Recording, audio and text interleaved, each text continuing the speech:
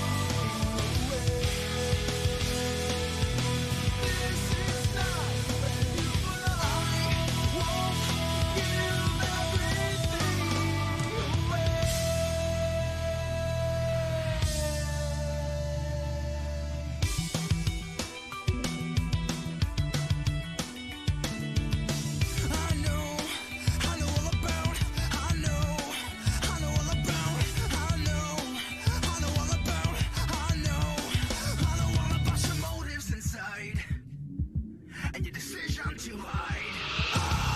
Back off, I'll take you on. Headstrong to take on anyone. I know that you are wrong. Headstrong, we're headstrong. Back off, I'll take you on. Headstrong to take on anyone. I know that you are wrong, and this is not where you belong. Where you belong.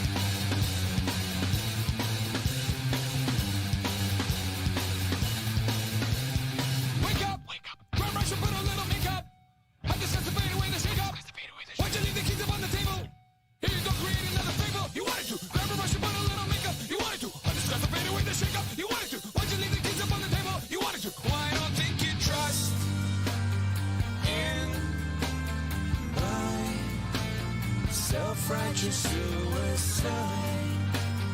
I cry when angels deserve to die.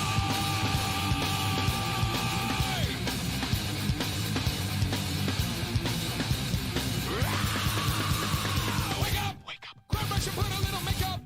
I discussed the fade away. Why'd you leave the keys upon the table? Quit another favor, you wanted to. Grab a brush and put a little makeup, you wanted to. I discussed the fade away, the shake up, you wanted to. Why'd you leave the keys upon the table? You wanted to. Well, I don't think you trust in my self-righteous suicide. I cry when angels deserve to die. And my self-righteous suicide. I cry when angels deserve to die.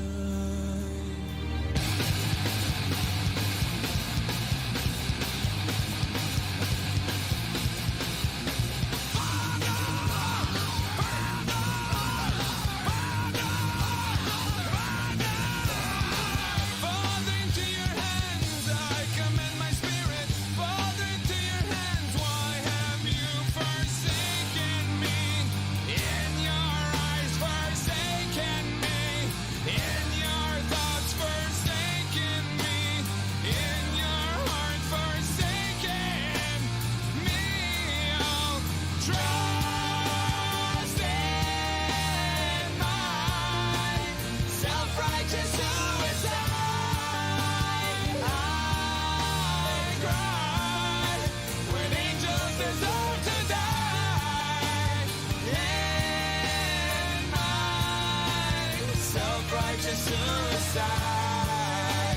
I cry when angels deserve to die.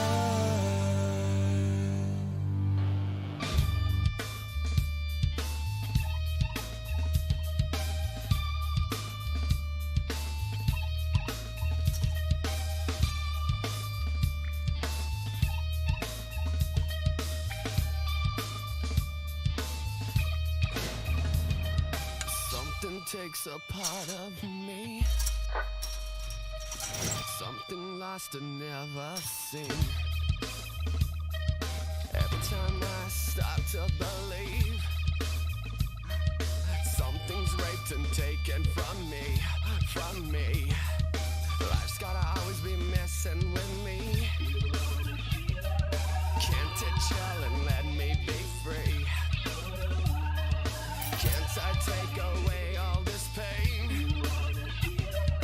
I try to every night, all in vain. Sometimes I cannot take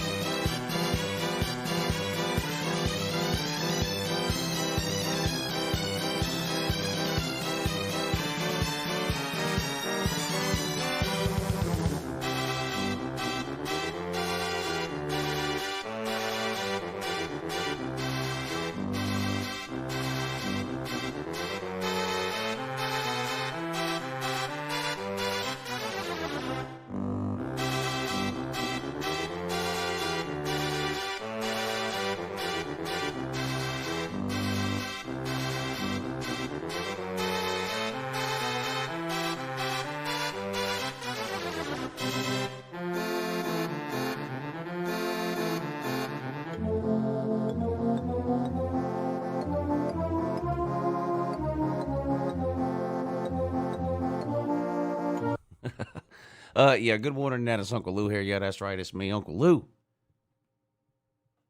Live for you on LouTube today. Thanks for watching.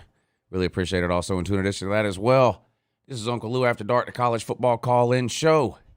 If you would like to be a part of the show, give me a call, 706-786-4481, 706-786-4481. We can talk about anything college football. You want to talk about the Braves? The comment section is a great place to do that. Go Braves.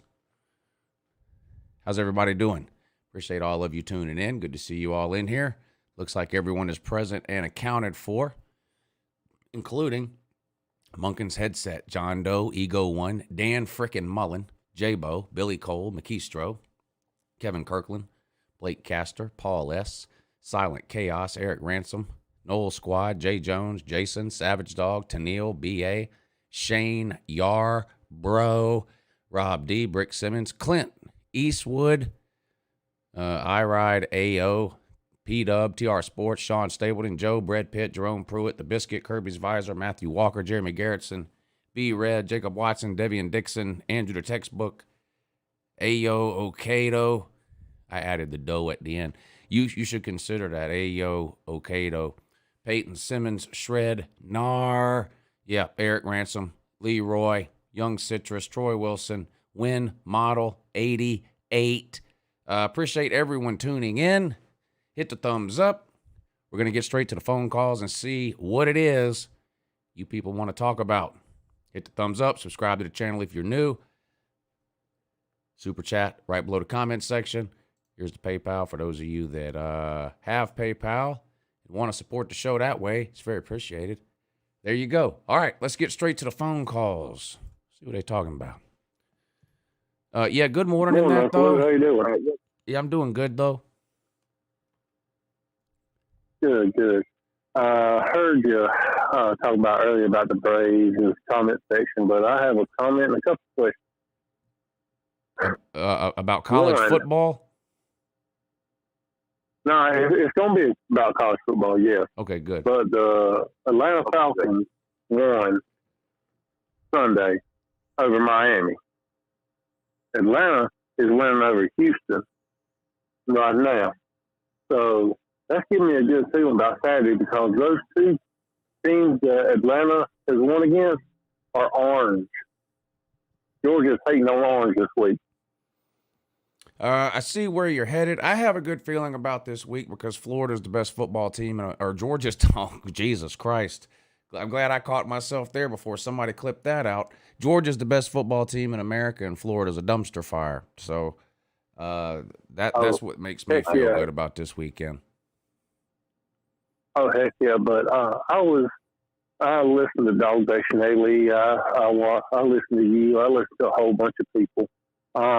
I was listening to Kirby's stuff, and he was talking about how they're going to grade everybody in practice. And when it came to the receivers, he just said that Blaylock's still a ways off. How long has Blaylock been out, and how long is Blaylock still going to be out? Yeah, just forget about Blaylock. Him and Eric Gilbert have moved to East Jabib. Just forget about those two. I don't understand it either. It makes no sense to me. Everybody on Georgia that gets injured, it's never ending. These injuries never go away. It's the weirdest thing. We are getting a few of the receivers back, but like you said, there won't be no Dominic Blaylock, and I'll be surprised if we ever see him again. I don't understand it either. I really don't. The guy's been out for 2 years. I don't understand it. I mean, he was fantastic whenever he first bust out on the scene. Him and George Pickens were like number 1, number 2 in the nation. Yeah, he was great. And then all of a sudden, both of them get hurt, and then bam. Yeah, it's the weirdest thing. I don't understand it either. These people can't heal. I don't understand. It's strange. It's odd. It's odd to me. Yeah, but I'll let you go get to some other callers. But I just wanted to say I got a good feeling about this weekend, especially after Atlanta is doing what they're doing, and especially after Falcons, and we're number 1 in the nation. And go Dogs! Go Dogs! Thank you for the call, sir. It was good to hear from you. I have a good feeling as well. Good morning, but you're on with Uncle Ludo. Uncle Lou with Ole Miss Edward. How you doing today? Hey, Edward. What's up, buddy? I'm doing good. Did you see my top 10 poll today? Yeah, Yeah. I appreciate the recognition. Ole Miss at number 8. Dang. Yeah. Man, those corn dogs were good with the extra mustard the balls gave us. We were a little asleep in the first quarter, but we woke up pretty quickly and blew them out. Yeah. But I wanted to say about the game on Saturday. Obviously, it feels good to blow out LSU, but the main thing I was impressed with, and I wonder how much you kind of thought about this if you watched some of the game, the Ole Miss defense really blew me away. Like how much they dominated LSU all game long. Yeah, Ole Miss's defense has been a huge improvement over what it was last year. I mean, they had the breakdowns against Alabama, but Alabama makes a lot of defenses look bad. But overall, I haven't looked at Ole Miss's stats necessarily compared to last year, but I'm willing to bet they are way up in almost every single defensive category versus what they were last year. I know they gave up something like 580 yards per game. It was historically bad last year, so it is a lot better, especially compared to. It makes you wonder if Ole Miss can make that big of a defensive turnaround. And again, I'm not out here trying to convince anybody Ole Miss has a top 5 defense. I'm talking relative to their defense last year. Their defense is way better. It makes you wonder, why can't Oklahoma figure that out? You know what I mean? If Oklahoma could improve their defense at the same rate Ole Miss did, and Oklahoma's had 4 years to do it. Ole Miss has improved their defense more in 1 year than Oklahoma has in the last 4 combined. It makes you scratch your head, though. Yeah, and this is kind of a stat that blew me away. Ole Miss has 10 sacks in the last 2 games. That is a lot. Yeah, that's a lot there. Yeah, Georgia's got a great defensive front. I don't think we've had any 2-game period where we had 10 sacks. That's great. I'll tell you something else about Oklahoma too. I would pick Ole Miss over Oklahoma tomorrow. Well, I probably would too. I'd definitely pick a healthy Ole Miss over Oklahoma because Ole Miss is missing 5 offensive starters. We just lost our center for the year on Friday before the game. That really stinks. Yeah. But look, I trust our offense and Kiffin obviously to work through that. And if the defense can just continue to show this improvement, it doesn't have to be like similar to what Georgia's doing. It just has to be a serviceable defense. Yeah. And Ole Miss can win out. And personally, I think if they win this weekend again, I think they're going to win out. So that's just my opinion on that. Yeah, they have a tough schedule. It was Auburn this weekend, right? And then don't y'all still have to play Texas A&M, right? Yeah, that's at home. And Mississippi State, and then I must be leaving one out. Vanderbilt and Liberty. Yeah, okay. Well, forget that. So, the Texas A&M game, is no guarantee. The Auburn game is no guarantee either. That game could go either way. It's tough to play there. We'll see how Matt Corral does there. He's been around a lot of noisy environments. I'm pretty sure he'll do fine. I think Auburn and Texas A&M are the 2 hurdles. I don't really see a way you lose any of the other games. I not right now, but on Auburn, I'll probably call in later this week and talk more about them. But they do have whatever that voodoo magic is in Jordan-Hare Stadium that they pull out of their ass every now and then. And of course, I don't understand it. After this week, you have to be a huge Auburn fan. The rest, in the Iron Bowl anyway. Yeah, I've heard the talk about Ole Miss going 11-1, and then Alabama losing to Georgia in the SEC title. Do you even want to play in Atlanta to try to get to the playoffs? I don't know, man. I just want to win out. And, hey, if Ole Miss wins 11 games this year 2 in Lane Kiffin, that's ridiculous. Yeah, if they go 11-1, regardless of what happens with Alabama, worst case scenario, you're probably in the Peach Bowl. New Year's Six. If we go 10-2, I think so. Mm-hmm. But anyways, I guess that's about all I got. Hopefully, number 2 stays healthy and we can get some of our offensive pieces back, and we'll see about the barn this week. I heard they had some distractions off the field, like they're going to miss some players, and their coach is dealing with some COVID conflict or something, like the vaccine or something. Like the employees have to take it. He's not saying anything about it. I don't know.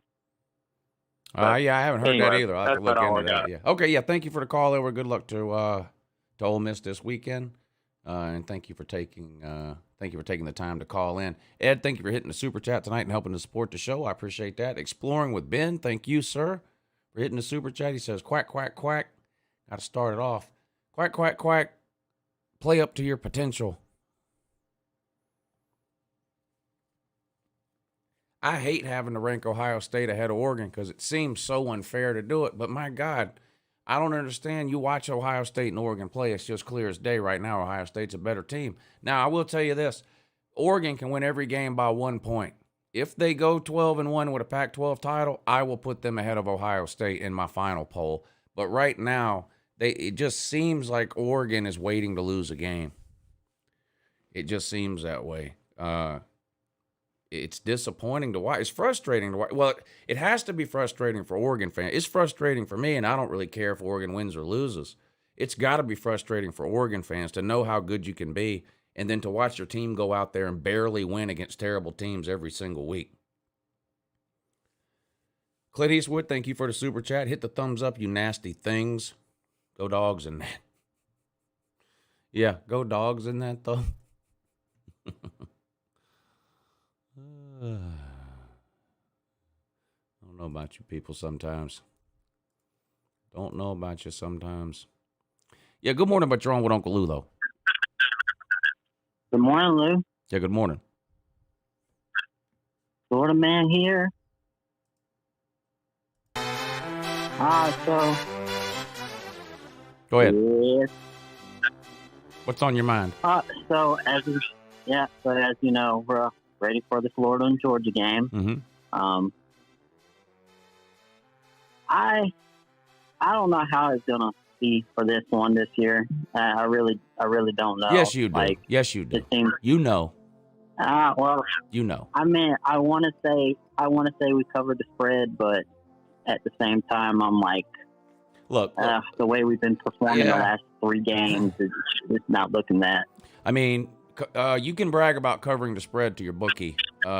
This is a trash talk channel, so y'all are losing. Yeah. So if we win, it would be like 3 points. If we don't, we'll lose by at least 14. Yeah, could get ugly. Could get ugly. Georgia's got some offensive pieces back this week, including JT Daniels. That's right. JT Daniels is back. Jermaine Burton is back. Arian Smith is back. Marcus Rosemy-St. Jack is back. Not looking good for the Florida man, sir. Guess who's not back for Florida? Guess who's not back for Florida? Kyle Trask, Kyle Pitts. Yeah. Yeah. I just checked. They're not back. Well, still. Well, if we pull off any miracle, it'd have to be like a 2014 miracle. Yes, any win by Florida this weekend would definitely be classified as a miracle. I would agree with you there. Yeah. Well, I meant, as we all know, ready for the game and hope for the best, and we shall see who is on top at the end. Yes, we will. Thank you for the call, sir. Good luck. Let's hope for a good game with no injuries, and may the best team win, which, of course, is Georgia. Thank you for the call, sir.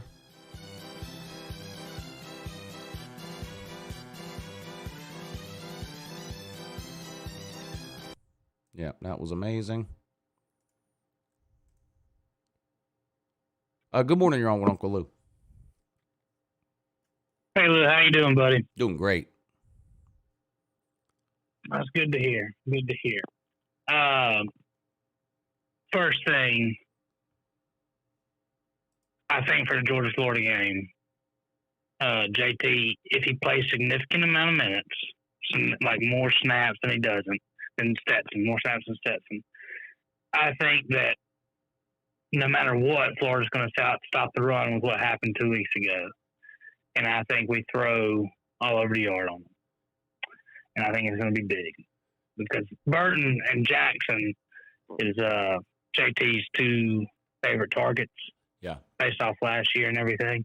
And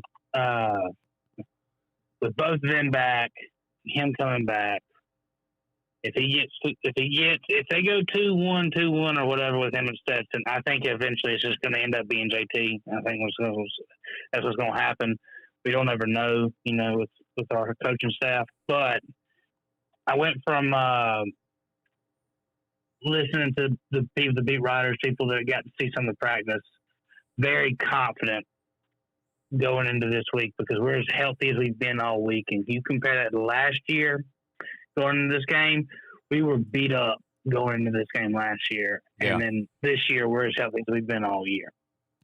Yeah, we had no Richard LeCount in this game last year, and then Lewis Seen got thrown out in the first quarter. So we were playing our third and fourth string safeties. No George Pickens in that game.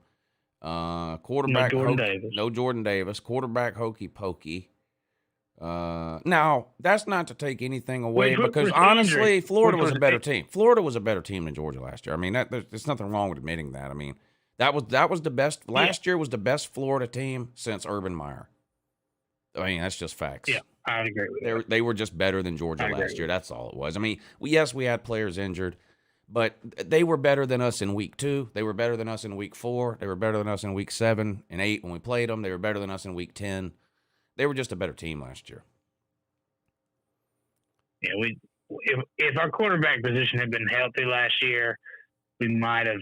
Well, we would have had way more of a chance. Clearly, yes. We would have had way more of a chance. But they were just. My dad always told me, ifs and buts for candy and nuts, we'd all have a Merry Christmas. Right. So that's just whatever. That's in the past. I mean, the reality is we play Florida at Halloween every year. That's 2 months into the season. Almost every year, Georgia and Florida both are dealing with injuries. Almost every team is dealing with some kind of injury situation 8 weeks into a season. So you just have to roll with what you got. Right. That's exactly right. Other thing is, of the other 3 teams in the SEC West that could potentially come out of there, not Bama, but Ole Miss, Auburn, A&M, because there's still ways for those 3 teams, any of those 3, to get out. It just depends on how they end up playing each other over the next few weeks and if Auburn's able to beat Bama at the last week of the season. Yeah. Which of the other 3 teams, Auburn, Ole Miss, and A&M, do you think would be tougher in the SEC championship game? Not Auburn. I've seen them, and for Georgia just has Auburn's number. Bo Nix is winless against us and hasn't really looked great in any of the 3 games against Georgia. I'm not worried about them at all. I'm always worried about Alabama because of Nick Saban, and they just have an insane amount of talent on that team. And I do think Ole Miss is probably the best offense of those 3 as far as how they match up against UGA. Now, I don't think Matt Corral is going to put up Heisman numbers against a Georgia defense, but I do think Ole Miss could move the ball on Georgia. To me, Ole Miss has the type of offense, and they're really the only. And I've watched. I probably don't watch as much as you because you have more TVs than me. I think you have a couple, but like in there. But I got I only get one, but I watch as much college football as you can watch on one TV. And Ole Miss's offense, to me, just looking at it, no numbers or anything like that, looks the best out of everything I've seen all year long.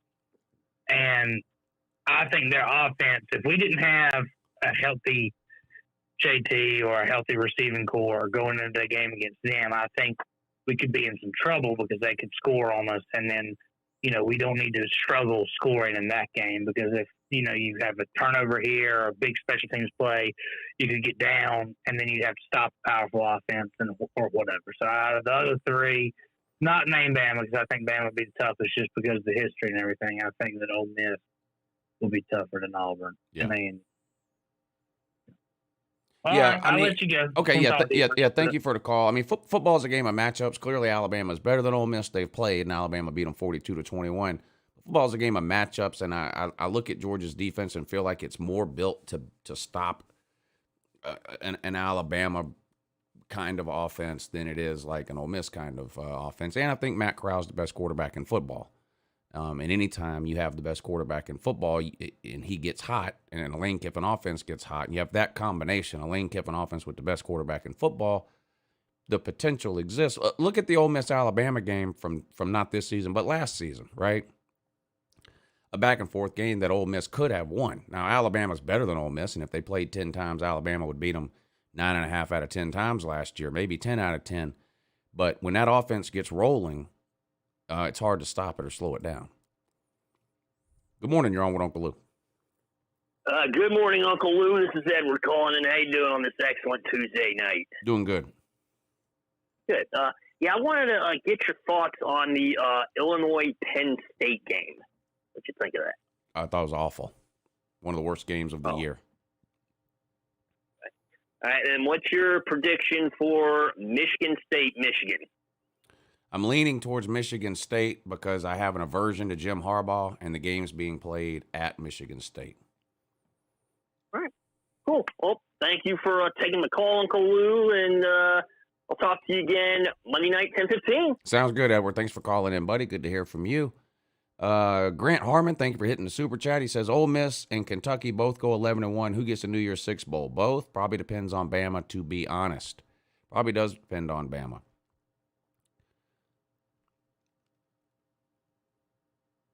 Probably does depend on Bama.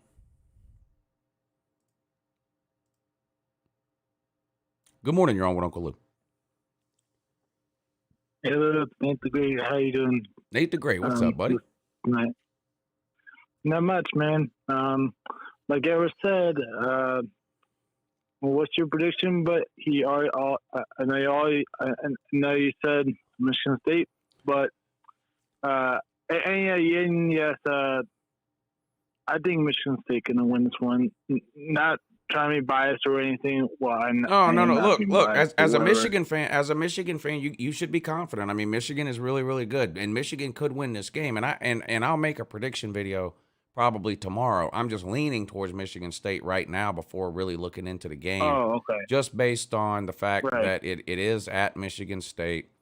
I'm still a little lenient on completely buying into Michigan and Jim Harbaugh just because I've been burnt so many times before. And I think the best player on the field is a Spartan, their running back. So I'm leaning towards Kenneth Walker. So I'm leaning towards Michigan State. But as a Michigan fan, there's no reason Michigan fans should be going into this game thinking they're going to lose. I mean, Michigan has been more impressive over the last couple of weeks, really, than Michigan State has. Michigan State's got a couple of close calls. You know, Michigan. Who did they play last week? Was it Northwestern they played 133-7? Decent.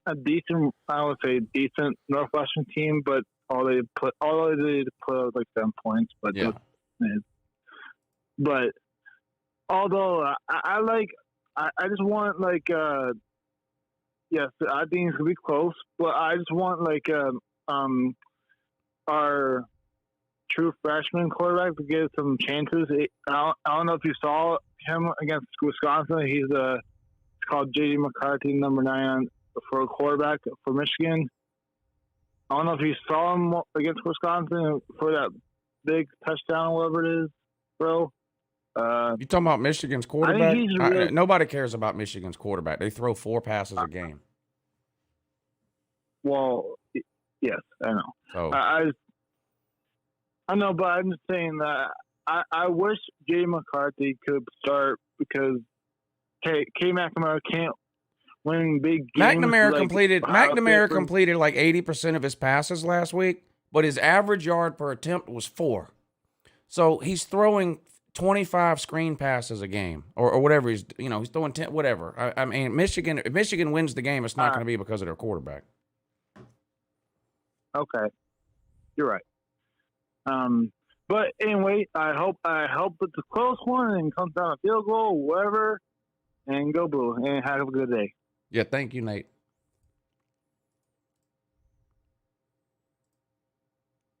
No, Zachary, I've never seen a single college football game of any kind. Good morning. You're on with Uncle Lou. Uncle Lou, good morning. Hey, what's up, buddy? Hey, nothing much. Yeah, this is Mike calling from Georgia. Yes, sir. Yeah, hey. So did that other caller, like 3 callers ago, said that some of the wide receivers is coming back this week? Burton and somebody else. Yeah, Burton's coming back, Arian Smith's coming back, and Marcus Rosemary St. Jack's coming back. Now, just because they're coming back doesn't mean they're all going to play 20 snaps a game. I mean, you got to keep in mind, Karis Jackson's been back since week 1. You never see the guy. Mm-hmm. So they're back. They can play.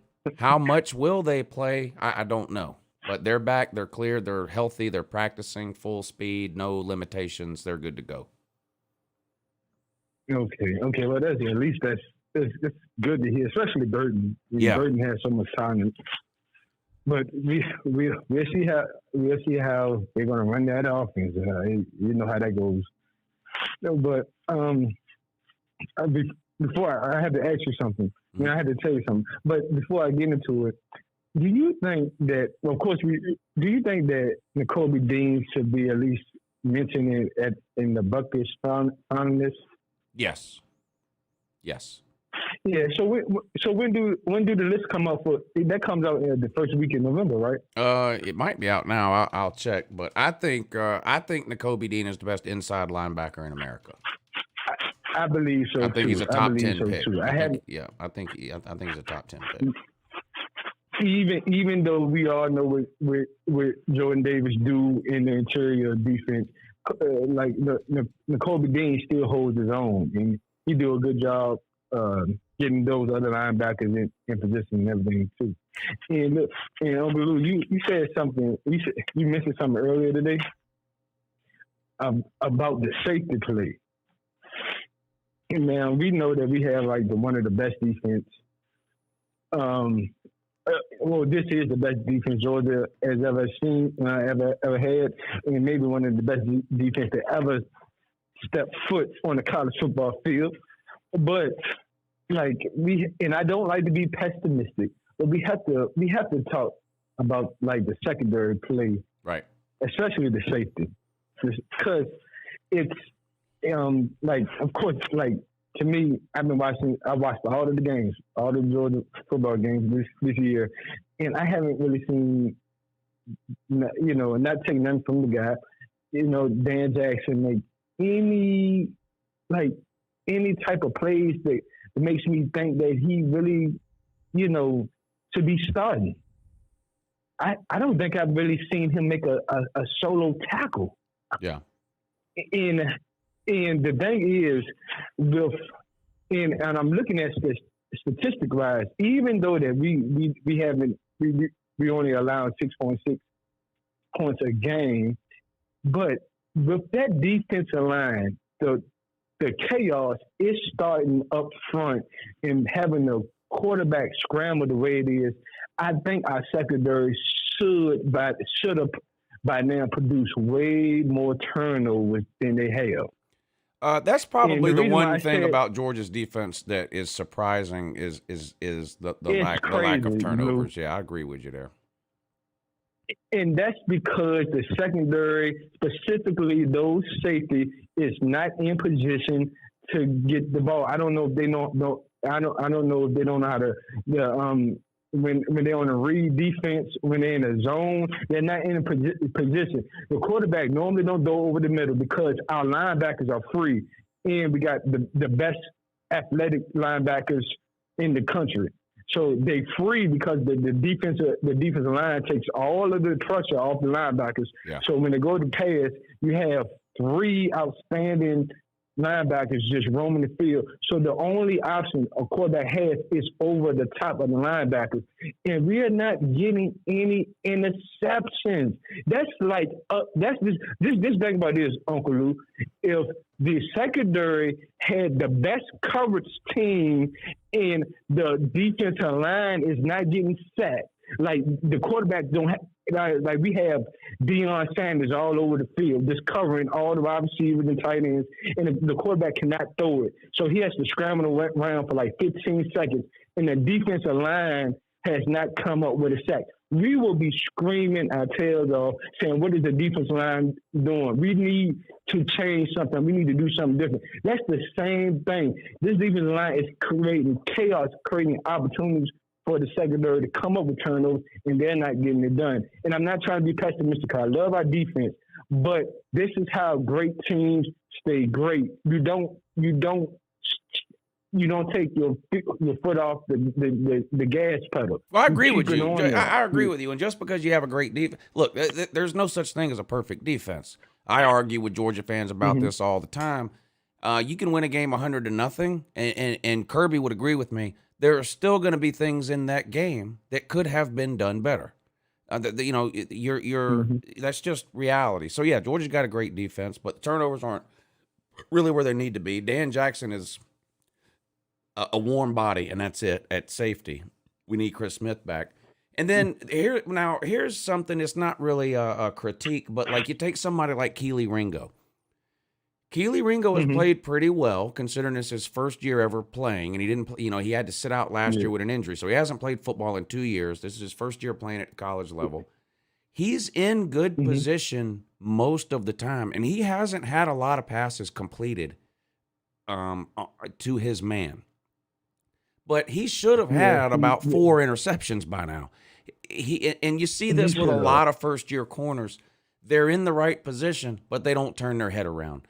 And that's cost Keely a couple of pass interference penalties this year. Now, you take somebody like, what was that really highly rated cornerback we had? Tyson Campbell. Tyson Campbell was at UJ for 3 years and never learned to turn his head around. It was the most frustrating thing I've ever seen. The guy was in the right position every single time, and the ball would whiz right past his ear hole. It was so frustrating. And Keely Ringo's doing that now. Now I put up with that from a first year corner, but that's what Keely Ringo, in my opinion, needs to be working on now. And it's got to be hard to do. I played corner in high school, but when I played high school ball, at least around here, not very many teams threw the ball. So I'm assuming this is pretty hard to learn. You have to run away from the QB to keep up with the wide receiver, but then you have to look at the wide receiver's eyes, face, and arms.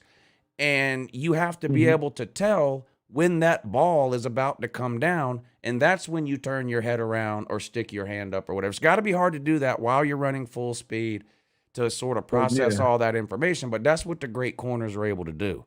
And like I said, he's in good position most of the time, and there hasn't been a lot of passes completed his direction, but just specifically talking about the turnovers that you mentioned, and I think he's got the 1 interception. He could have had 2 or 3 more, and hopefully that's something he'll improve on. So I think he will. I think he will. I think it's going to get better, and hopefully the recruiting and everything get better too. And the thing, and another thing is, I think that this off the record. This is not individual about the team. This is in general, like especially your channel. I think that our channel is affecting the whole media outlet. And your channel is. Especially, I think you have the most honest, the best entertaining channel of Bulldog Nation, man. And I appreciate it, man. I love what you're doing, Uncle Lou. And I think that because of we push that we know what's going on. We see what's going on. We see the games. We see the players. That is the reason why Georgia is the number one, undisputed. I think if this channel wasn't here, they would have had maybe Cincinnati, Alabama could be a strong 2, but catching up with Georgia. But we know.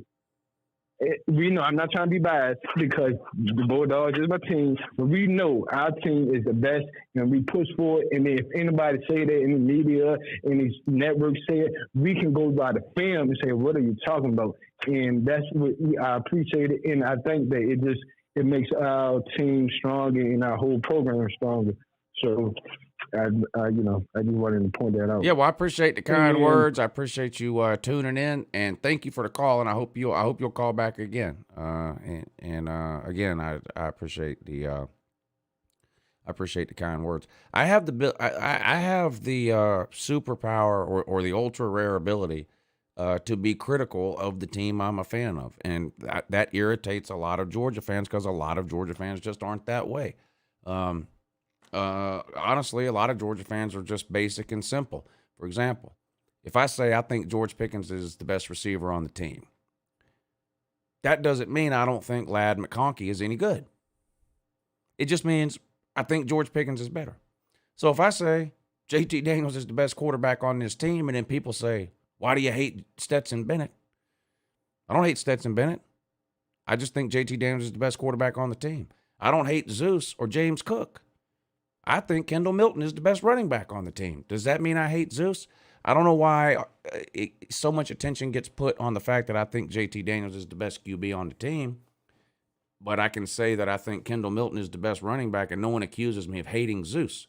But, if I think JT Daniels is the best quarterback, all of a sudden I hate Stetson Bennett. Good morning. You're on with Uncle Lou.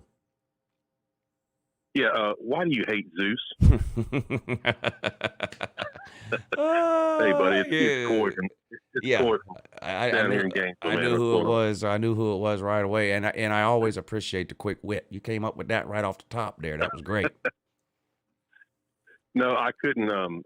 When Mark Richt was our coach, man, what you just talked about being the ability to be critical of your team, it drove that Richt crowd crazy. They told me, why don't you just go ahead and put on orange and blue? Yeah. You don't understand. The frustration came with the expectation level. And I saw it out of Florida. I saw it out of Alabama. And here we are. If we criticized this youth pastor, we were a fan of the other team all of a sudden. Used to drive me insane. Yeah. I felt so helpless. I know you're talking about the same exact thing there. It drives me insane, man. Obviously, being here in Gainesville, I'm watching Dan Mullen take a lot of heat right now, and a lot of that's centered around recruiting. And I did some homework, and I want some Georgia fans to appreciate this. Of our starting 22 right now, offense and defense, there are at least 9 different states represented by our starting 22. So when you talk about a national brand, you talk about proof being in the pudding. Yep. That was never the case under the previous administrator or the previous coaching staff. Yeah. Ever. And I think 4 of those states are west of Mississippi. So think about that. That's a whole. You are dealing with an entirely different ball game at Georgia right now than we've ever seen. Yeah, I mean, you look at Brock Bowers and JT Daniels; those are West Coast kids. Nowhere near the state of Georgia. Jordan Davis is from North Carolina. A bunch of players from Florida. The list goes on and on. Yeah, Keely Ringo, Darnell Washington. I mean, those are guys from way out west. Yeah. We just didn't have that luxury before, but obviously now we do. I wanted to bring this up. You said something, I think maybe on your morning show today, when you talked about, we're getting some guys back from injury, but I'm like you. I'm skeptical as to how far back they are because we don't seem to heal at Georgia. I realize that. But I will tell you this. If you don't think Dan Mullen takes a look in our defensive backfield and he sees Dan Jackson back there and he's not going to stress that position on our defense, you're out of your mind. So I couldn't agree more. We've got to get Chris Smith back, and it looks like he is going to be back. That's one thing I'll give Dan Mullen some credit for. He is a good X's and O's guy. I mean, and Kirby, when you listen to Kirby talk about Dan Mullen, and look, Kirby's a defensive genius, so if he compliments an offensive guy, that's pretty high praise, I think, coming from Kirby. And Dan Mullen, for all his shortcomings, he does find ways to, 2 things, get his best players involved. Now, the problem is a lot of times his best players aren't good enough. But he does find a way to get his best players involved offensively, and he will find your weakness on defense, if you have one, and he will pick on it. Look at that wheel route they kept running against us last year. Now, they ran 3 or 4 different versions of it in that game, but he saw something on film leading up to that game last year on Georgia's defense that led him to believe that play was going to work. And it did work over and over and over and over and over again. I think you're right. I think regardless of how good or bad you think Dan Jackson is, I think we can all agree he's the least talented player on our defense. And so I do expect Dan Mullen to try to attack that weakness. I fully expect that. Yeah, there's no question about that. There's nobody who's going to look at that defense and say, "Hey, who's that guy?" Let's stress that spot right there. Yeah. You know, I mean, obviously he's going to do that.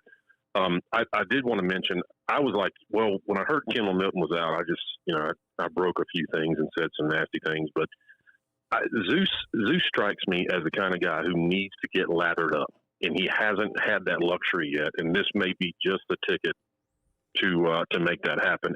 And to be honest, Kendall Milton strikes me as that type of guy too, but obviously he won't get that chance. Yeah. That's Saturday, funny you mentioned that. Might. This might have been on today's morning show too, or maybe it was on the Lunch Money show last night, but this came up about Milton being out and maybe McIntosh still not being 100%, and so you're down basically to Zeus and Cook. And I said, man, you mean we're going to have to run Zeus and Cook 13 times a piece instead of running 4 different running backs 7 times a piece? Whatever. Oh my God. To humanity. They're going to have 13 carries each in this game. Oh my God. Hopefully they survive. And obviously I was being sarcastic, but that's to your point. And the running backs like Zeus, I agree with you. Zeus is the type of guy that's going to get 2 yards, 2 yards, 2 yards, 2 yards, 80 yards. But he never gets the opportunity, because we do rotate him in and out. And I know why we do it, and I've accepted it. But I think this could be Zeus's. Zeus is set to have a huge game because he could have double-digit carries in this game, which is not something he gets every game. He could have a big game here. And Florida gave up. LSU's the worst rushing team in the SEC. They're dead last, and they ran for over 300 on Florida. Yeah, and typically when Florida gets hurt by a running back, it ain't a guy who's running wide. It's a guy who has buried his shoulder into them for 3 quarters, and by the time that 4th quarter comes around, they turn down that contact. Yeah. A la Todd Gurley, a la Nick Chubb. Even Sonny Michel had power when he wanted to. Mm-hmm. Those guys, they started to turn down that contact, and that's when, just like you said, 3-yard runs turned into 35-yard runs. Yeah. So we've seen it time and time again with Florida. They're not they get a little bit soft in that 4th quarter typically when it comes to a good run game. Yeah. Hey, man, I'll let you go. All right, buddy. Good to hear from you. Thanks for calling in. I like him. I mean, I like all the callers, but he's been calling in a long time. Good morning. You're on with Uncle Lou. Good morning, Uncle Lou. This is Andrew. Yeah, what's up, buddy? Hey, man. Oh, nothing. Just, I generally don't like to talk about hypotheticals, but you brought one up earlier about Oregon going 12-1, and you'd put them over OSU. Yeah. Even if they only win by 1 point. And lucky for us, they get to play all the games. It's going to come out in the wash. But I think, if we have a hypothetical, Georgia 13-0, Cincy 13-0, Oklahoma 13-0, and then Oregon 12-1 and OSU 12-1. Ohio State, hangs 40 on everybody and doesn't give up 24, and Oregon wins by 1. Who are you leaving out? Well, I would have Oregon ahead of Ohio State for sure. And then it would come down to Oregon and Cincinnati, and I would probably put Cincinnati in over Oregon. If Cincinnati was 13-0, Cincinnati would have better wins. Well, the Ohio State win would be the best win in football. If your scenario plays out, Oregon would have the best regular season win in all of football, period. Would they not? Yeah, absolutely. They would have the best win in all of football.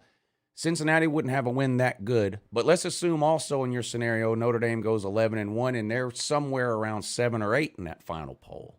Cincinnati would have a win over them.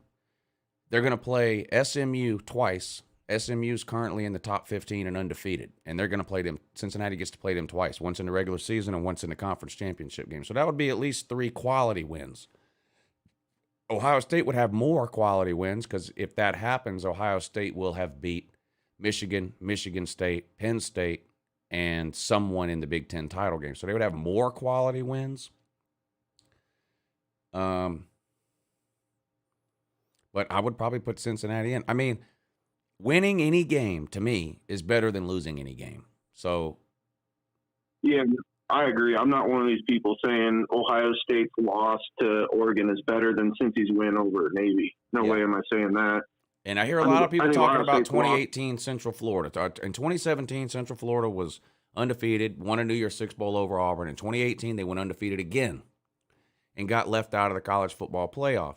But their best win during that 2018 season was against a 7-win Pitt team. Pitt was terrible that year. So that was their best win. They didn't have a win over a top 10 team like Cincinnati will have.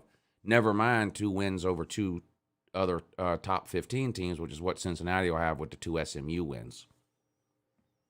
Yeah, SMU won't be top 15 at the end of the year.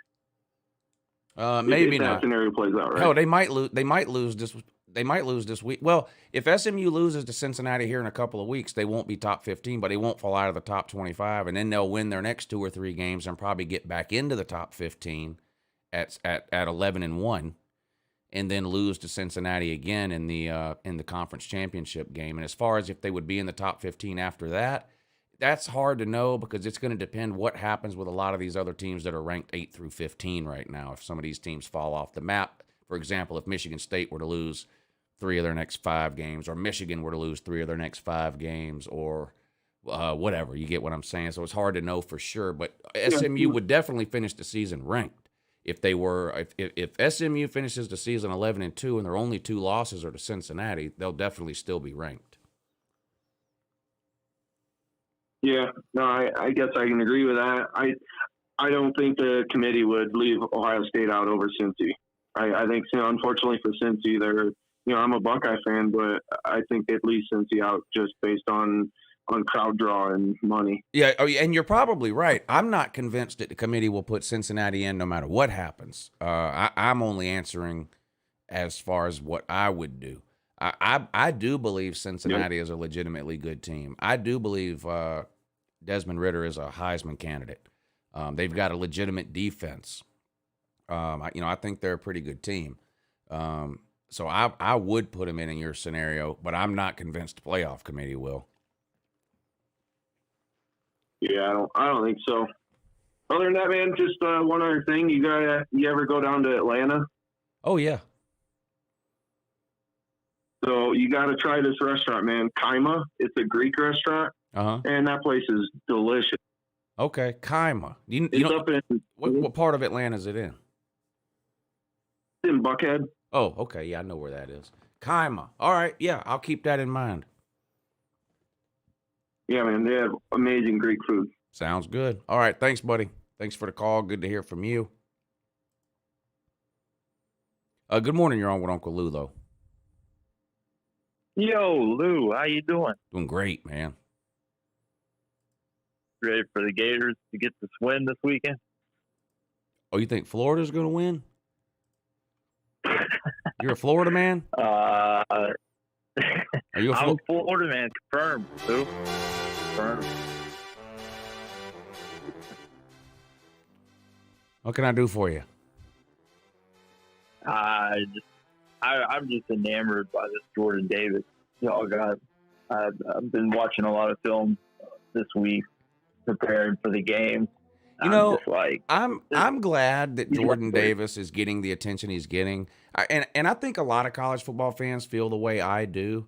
Don't we love big fat defensive linemen for whatever reason? Like if you see a highlight where some 300-pound defensive lineman picks up a fumble and runs 70 yards for a touchdown, like everybody loves that.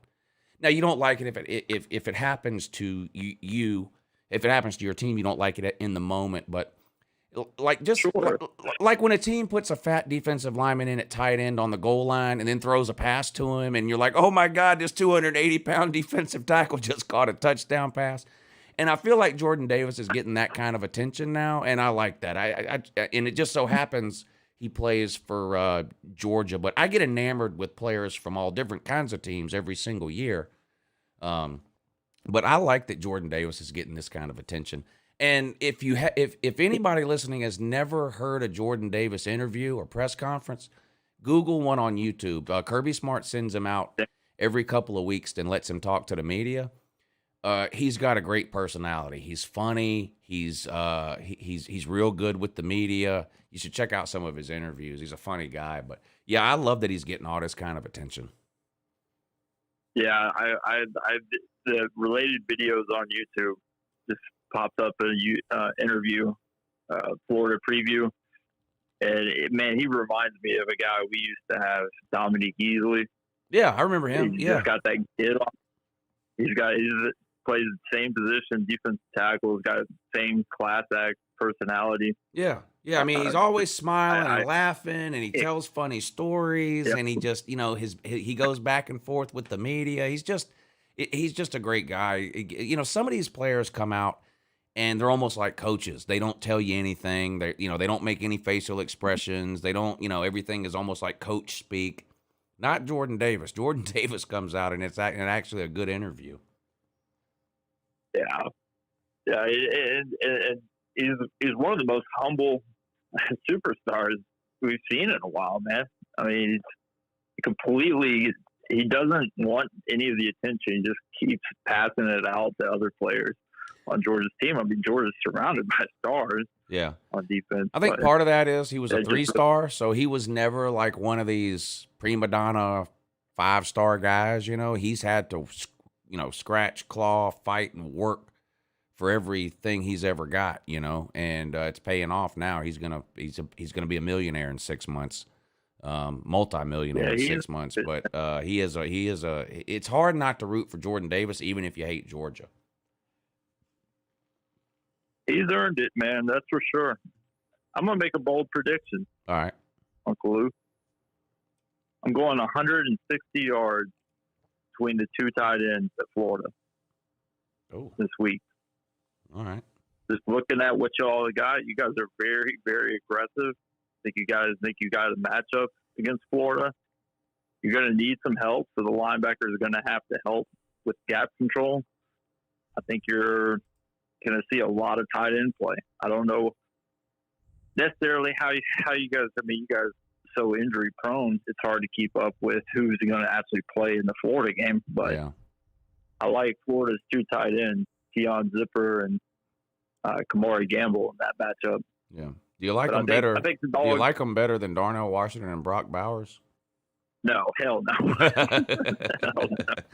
Oh, man. Brock Bowers is going to break all of Kyle Pitt's records, and he's a true freshman. That has to be alarming. and he's white, by the way. He's white, too. Well, you guys attributed to that. You give yourself some credit. I mean, you knocked his head off. Yeah, he did good. He did good in the first quarter till we put the bounty on him.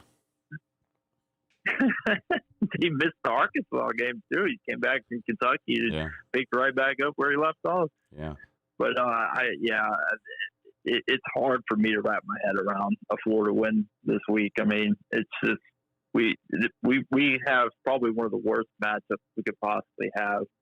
Though I will say our offensive line last year, which was struggling a lot more than this one is, it held pretty well against them. But I can't imagine our defense being able to be gap control against Georgia. I think it's gonna be one of those games where you look up and you're like, man, am I watching? Yeah, back when you had Nick Chubb and Sony Michel, you're just gonna see Cook and Zamir White just killing us. Yeah, and I just don't have a lot of hope. So, again, I'm going to remind you again. Be sure to tell me what helmet you want. I'll have to put that thing out on order now. Well, no, you don't want to do anything. And I've been watching college football long enough, and I'm sure you have too. There are no sure things. Literally anything can happen. But call back, win or lose, you can call back next week, and we'll hash it out like gentlemen. Absolutely. All right, buddy. Sounds good, man. All but right, remember, 160 yards. I got you. Yeah, I got you. 160 yards. I got it. I got you. All right, buddy. Thanks for the call. Good luck this weekend. Good morning. You're on with Uncle Lou. Yo, what's going on, Uncle Lou? It's Exploring with Ben. Hey, Ben. What's up, buddy? Well, I won't get into the quack the crack right now. But I agree with you and your other callers. I think Georgia's going to stomp Florida, but this season has been so weird. I wouldn't even touch it on the bet line, to be honest. Yeah, 14 points by Georgia. That's the second highest favorite, the second highest that Georgia's ever been in this series. They were 17 points, I think, in 1971. But so this is the second biggest point spread in Georgia's favor. Yeah, and then in this year where you don't know what can happen any weekend, it seems like. Right. It slowed down a little bit, but it's been a weird season. I'm still pulling for Georgia. Georgia should win handily, but any the chance Mullens that will do what they do. Is there any chance that Exploring with Ben will be exploring the Atlanta area in week 1 of the 2022 season? There could be a possibility. I've driven through Augusta in the last year like 4 times. Or you could come AIT. explore Augusta. Come explore Augusta. During week 1. I went to AIT. I went to AIT at Fort Gordon. Yeah. In Augusta. Come explore Augusta during week 1 of the 2022 season, and come watch the Georgia-Oregon game with me in the LouTube studios. I just might, except for I've been drinking a little bit. I'm in North Dakota right now. Yeah, I left Trinidad, went straight to North Dakota, where I'm moving to. But I might be able to schedule that type of thing because, yeah, maybe. But I know Augusta's hot as shit. I sweat my ass off over the summer. Oh, it will be hot as hell. Yeah, it'll be 100 degrees here that day. That I can promise you. Yeah, I would get done with PT at 6:30 in the morning and wring out my shirt and my shorts. Oh yeah, the humidity is so bad here. I mean, you go check your mail, you're covered in sweat here in the summertime. Yeah. I saw drill sergeants and both drill sergeants. They've been there for 5 years. They'd walk out and just stand in front of formation for 5 minutes and be like, "Shit." Yeah, it's brutal. Yeah, it's oof. But nah, no, don't worry. I'm agreeing with you. The Ducks. Yeah, they've been they're the heart attack Ducks. There's always that team every year, and that seems to be them this year, almost to a degree more than I'd say more than Oklahoma even. Where it's just like, come on, guys. Yeah, it's hard to understand because they are way more talented than everybody on their schedule, and I still think Mario Cristobal's a really good coach. So it's just, and then you watch the Ohio State game, and sometimes when teams are first learning to win at a high level, you see this. They play up and down to their competition, so they're good enough to beat Ohio State. So they come out ready to go. They play a good game and they win. Then they play UCLA, they win by 3. They play Stanford, they lose. They play some other crappy team, win by 7. You see that sometimes with teams that are kind of learning how to win and dominate. I mean, Georgia kind of started that way in 2016. Now we lost a bunch of games too, but even the games we won. And even more so going back to the Mark Richt era, we would play down to our competition, so we'd beat Vandy by 10. We'd beat South Carolina by 7, stuff like that. And then you look at where Georgia's at now, they're beating Vandy by 62. They're beating South Carolina by 30. They're beating, Tennessee by 40, whatever it is. And that's something I think that takes time. Talent's not enough to beat bad teams by 40. That's something you have to learn to do. And the other thing you have to remember, these are 18, 19, 20-year-old kids. So take the Stanford game. They know Stanford's no good. They know that. The coach can tell them all day long, you can't take any team for granted and blah, blah, blah. These kids watch SportsCenter and YouTube and read the internet and all this kind of stuff. They know Stanford's not any good and Ohio State's really good. They know that. So sometimes you see okay, they'll take it more serious for Ohio State than they will somebody like Stanford. And in Oregon's case, it cost them. Oh yeah, no. I mean, then you look at even Stanford, who's quote unquote no good. I mean, and even they went to Vanderbilt and blew Vanderbilt out at home, which everyone's blowing Vanderbilt out, but they blew them out by I think 35 or 40 points. Right. Something like that. I mean, it was something stupid. It was a blowout. I mean, and they lost to K-State. So, but Stanford is kind of a rivalry game to us, almost like Oregon State and Washington. It's like the trifecta of. So I'm not going to put that on that, but yeah, that's it. Even the UCLA game, the third quarter started. We took control of that game, and then for some reason in that game, it was like heavy pass, but to wide receivers. 2 of those were freshmen, not to tight ends. Which in the Ohio State game, we went to tight ends a little bit more. And I'm like, so I'm not sure where Moorhead's philosophy is. Right. But Travis Dye did set a record for the fewest carries and most touchdowns rushing with fewest yards ever. So I guess it's that. I think it was 14 carries, like 40 yards and like 4 touchdowns. Something stupid. Yeah. That's crazy. All right, man. I don't know. Thanks for calling in. Stay safe on all your Where are you headed to next? Do you know?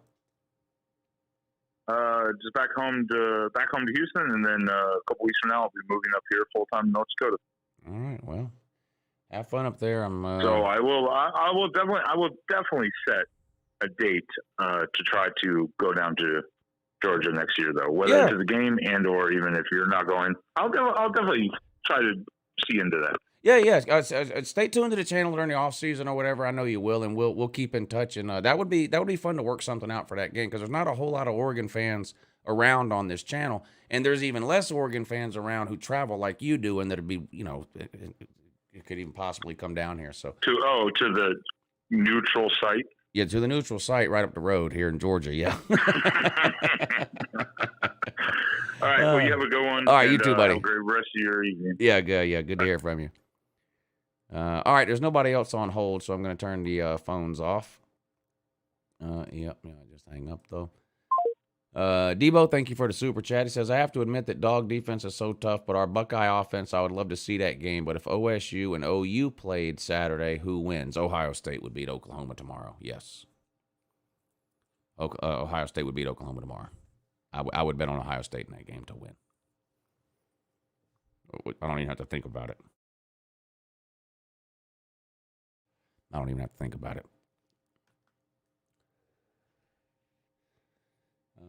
Let's watch this for another minute or so. I feel like we should.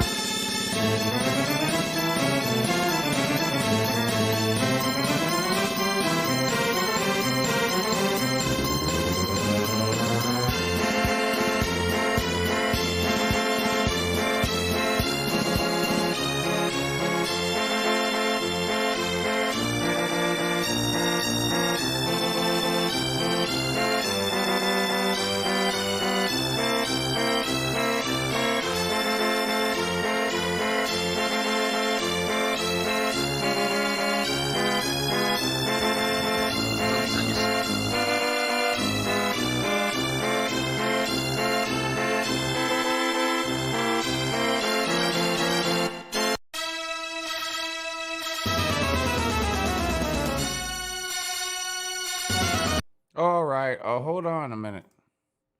Christ's sake. Relax. I got you.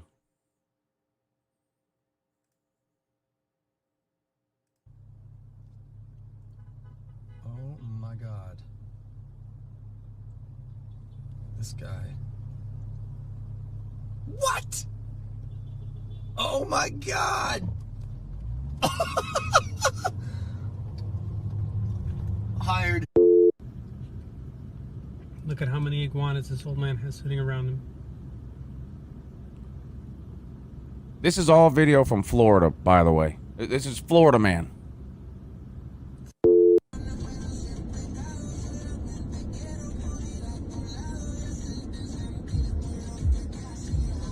She's shaving.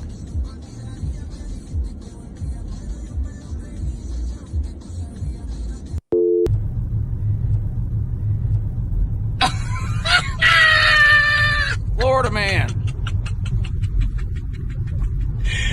Oh my, y'all playing too much.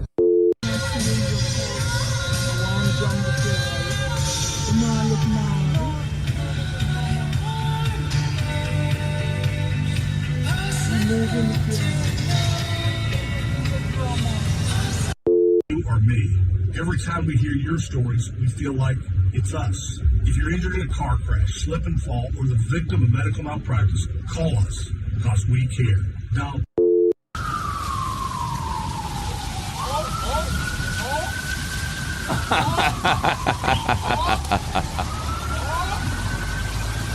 Okay, now that's funny. That's funny.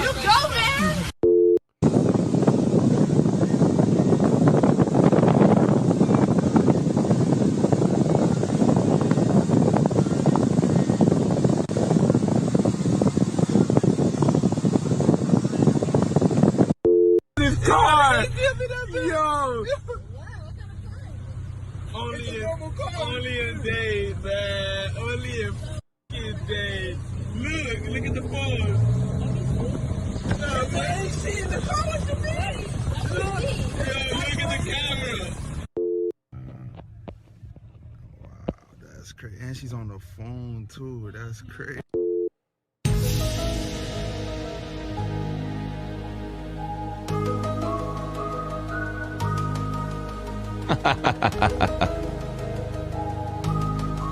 Florida man.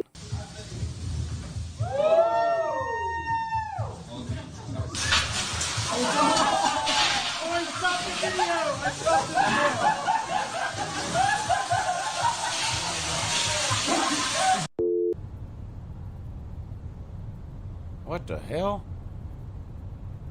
It's Spider-Man.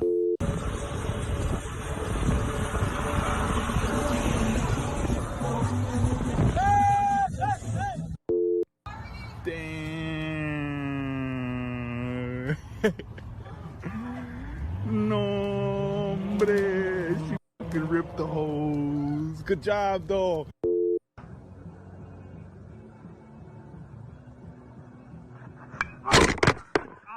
Oh my God! That hit your phone!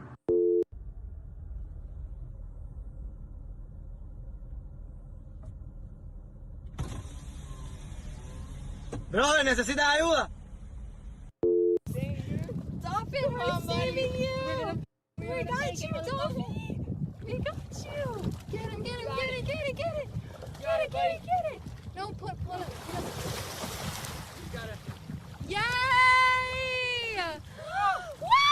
We got it! Yes! Yo, we just saved the dolphin. Yeah, dude. we did! Oh my gosh! Bye, Did Dolphin. you get that? I got it! That's crazy, dude.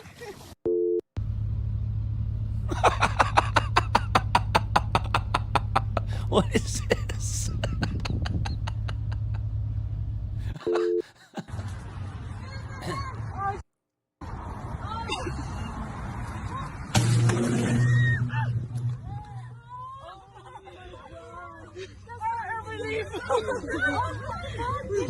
Where's the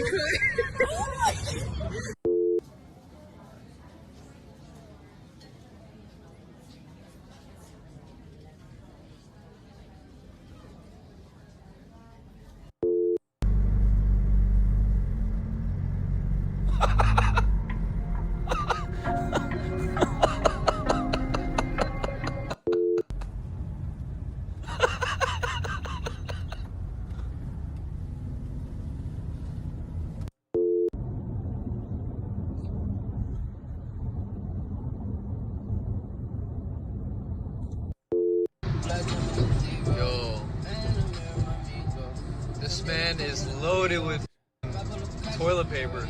He's a Florida man, Lou.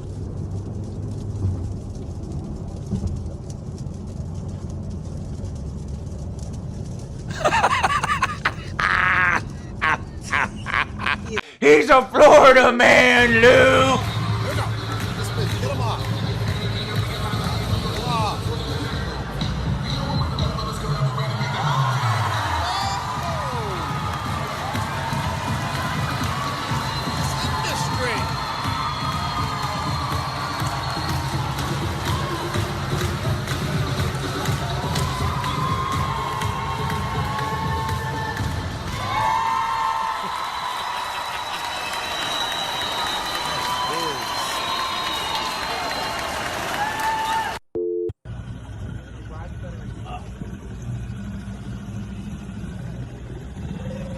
What?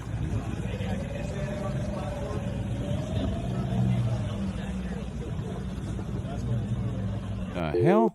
Oye, no se pierdan esto. I'm here on Miami Beach, okay? I'm on Lincoln Road, and look at this dude right here. Mira para el tipo este. El tipo tiene un colchón on the moped. This looks like a new business. Esto es Uber mattress. ¿Tú tienes sueño? Uber mattress. He's a Florida man, Lou. We bring it to you. Oíste. We even deliver on Sundays. Dale, que te vaya bien. Now, that is a skill I would definitely love to acquire.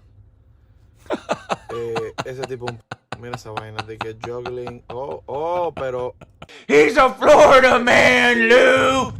No pickup truck, no problem. What the fuck? What the f is this bull? It's a Miami problem.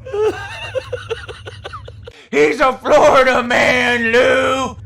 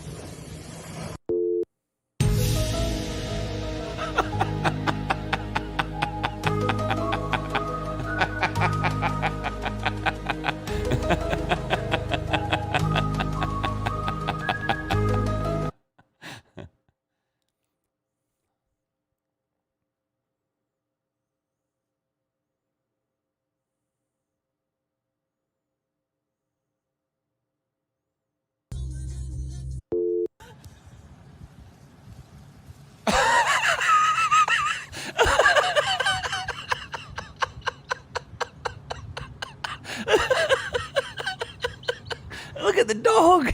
Look at the dog. He's a Florida man, Lou.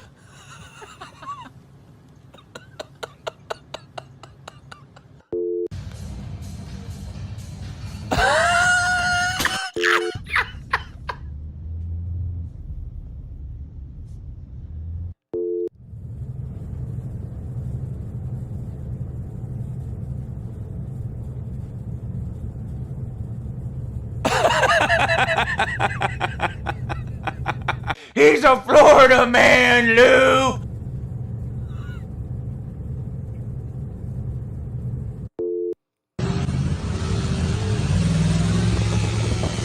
Is that Tiger Baskins? Tiger Baskins, is that you?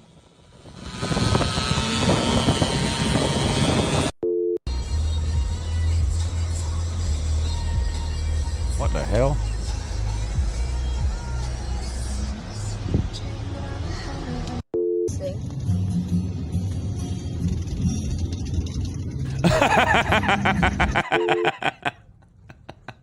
Miami problems.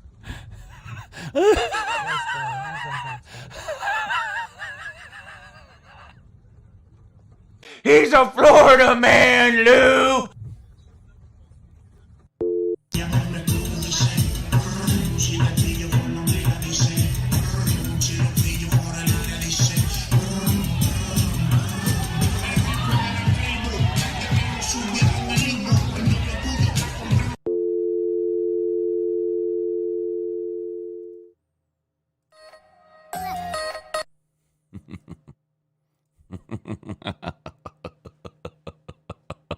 Yeah, that was Tiger Baskins and Edward. That's right, Eagle one.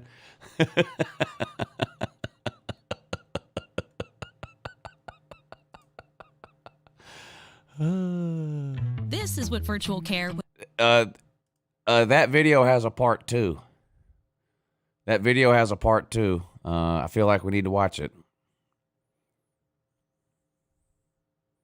Here we go. Part 2.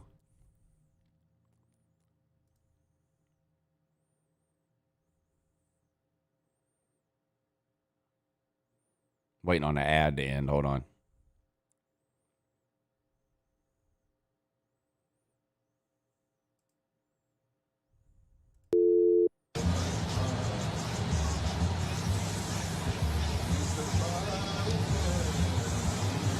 This man's walking a raccoon.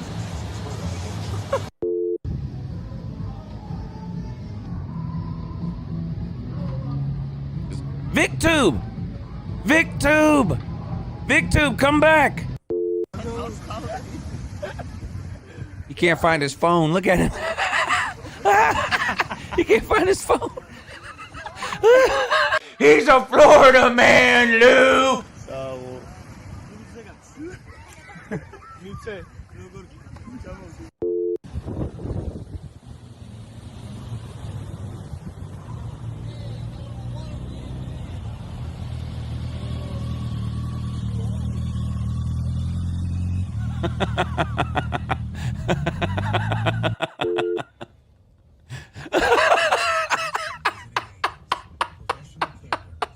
What are these people doing?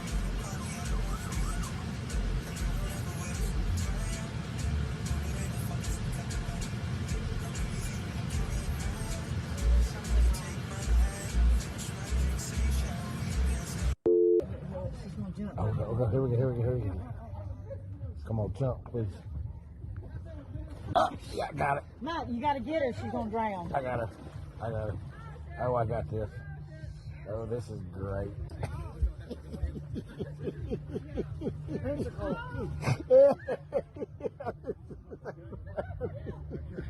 Gator. Hey, hold on, Mr. Gator. Can you please? Wait. Stop. Hold on, Mr. Gator. Hold on, man. Hold on, bro. Listen, wait, bro. Hold on, stop. Just stop, bro. Oh, come on, bro.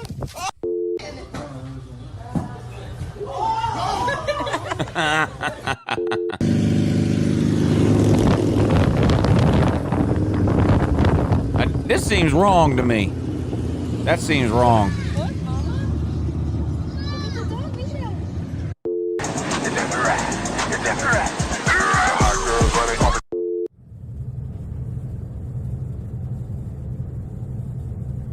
Wait, what?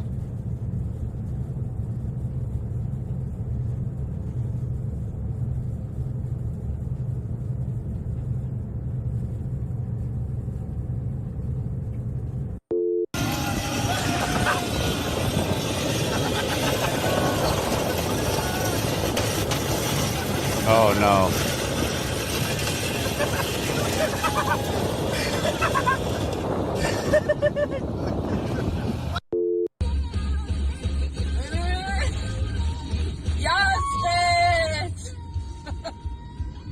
Te van a dar un golpe por atrás. Mira para esto. Con el bumper por todo el turnpike. Only in days. Only in days. Oh my.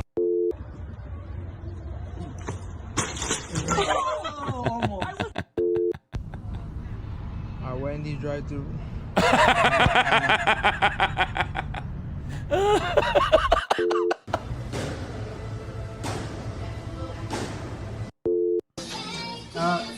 Don't drop my beef.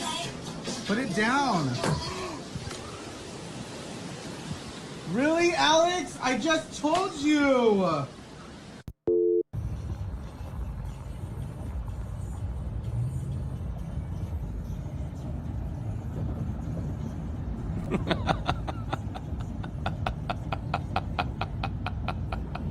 He's a Florida man, Lou!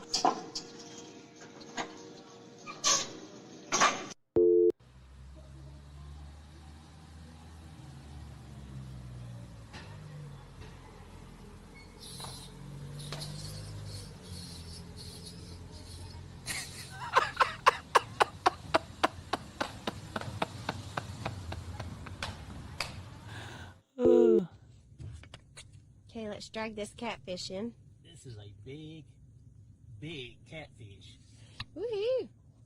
Be eating. My biggest catfish. What? It's gotta be. We'll Getting be... him off the bottom is a little bit tough. Yeah. We'll be eating good tonight. Let's see, yeah. That's a big catfish. Not a catfish. Ustedes no van a creer esto. Esto no es Venezuela, ¿ves? Esto es Miami en plena 95. Es que sí está loco.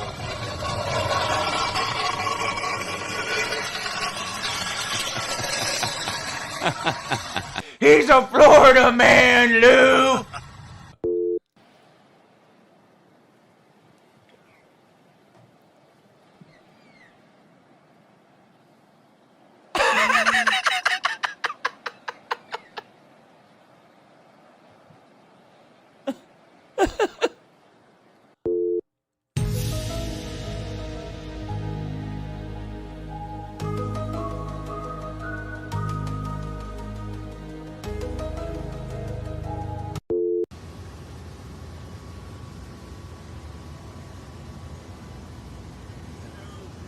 What the fuck? Is that Aladdin? Aladdin is a Florida man? He's a Florida man, Lou!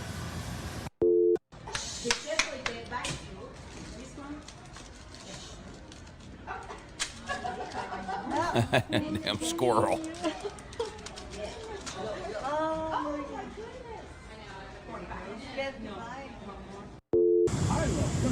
Everybody's going to be okay as I pass by. And then the second down, I saw a big billboard.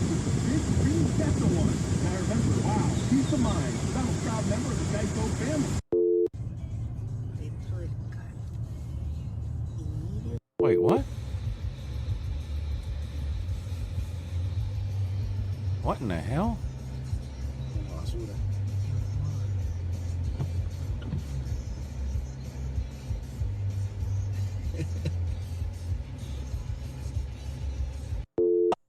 Chops.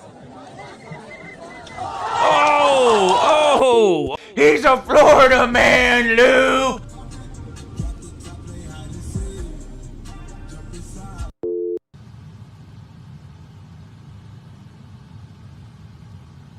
What?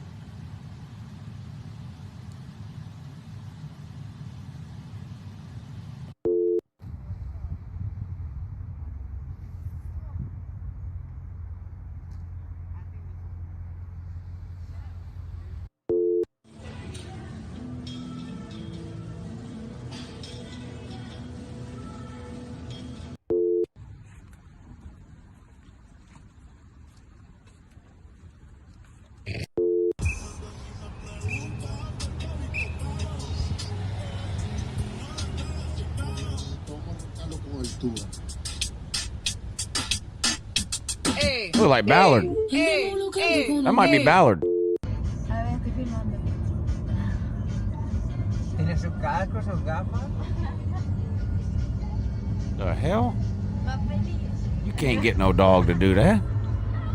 You cannot get no dog to do that. Only South Florida, you do what you can. Let's go, Poppy!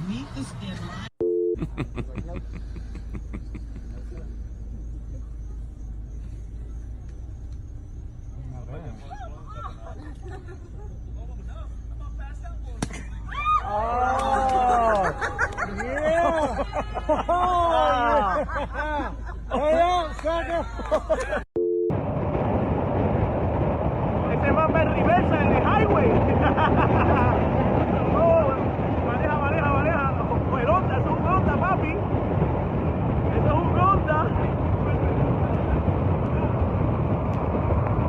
Mira, tienes dos guías. He's a Florida man, Lou! En todos lados, vete pa'l carajo.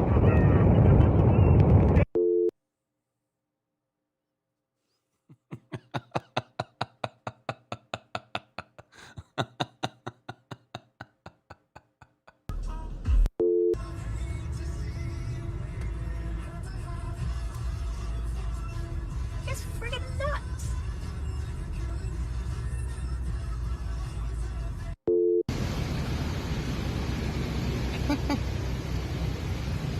Oh my god, se está tratando de ir. ¿Quién? You're trying to tow the car? Oh, there's somebody in there. He's trying to leave with it. There's somebody in there. He's still in the damn car. He's a Florida man, Lou. Shep bro. We just came out here to experience the weather. Yeah, we heard about all the evacuation going on, but we just came out here to experience the weather. Evacuation.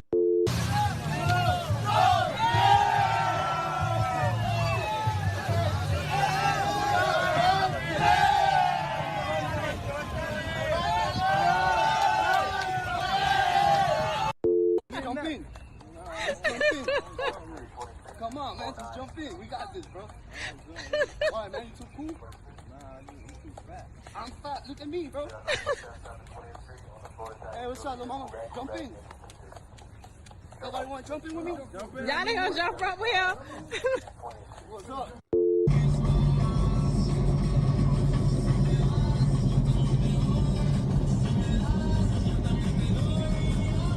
Damn. Is that Urban Meyer?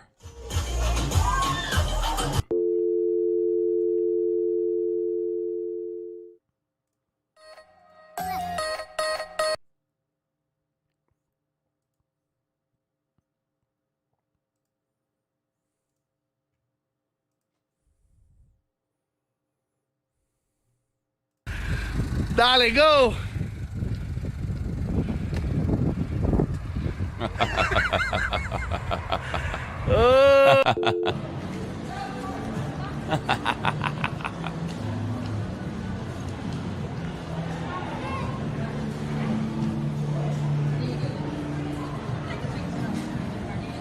He's a Florida man, Lou.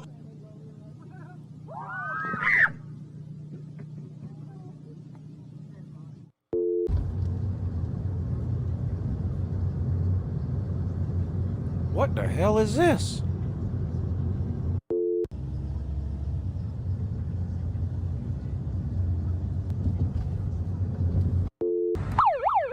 Ma'am, this is Pata Sucia Patrol. Can you please put those things away? Thank you.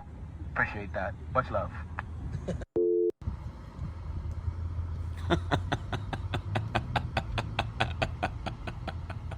He's a Florida man, Lou. Este tipo está en nota, este tipo está que no puede ni caminar, mira para allá, se cae de lado, se va de lado, se va, 1, 2, 3, se fue el tipo, noqueado. Y'all see my little gangsters? I love to do this. Watch this, watch this.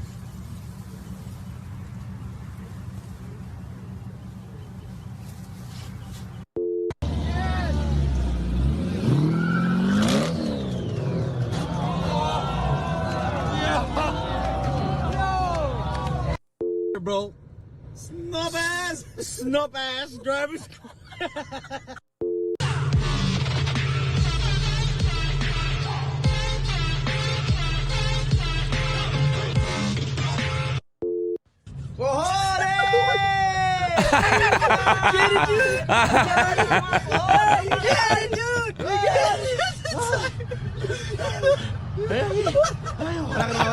He's a Florida man, Lou. What the hell?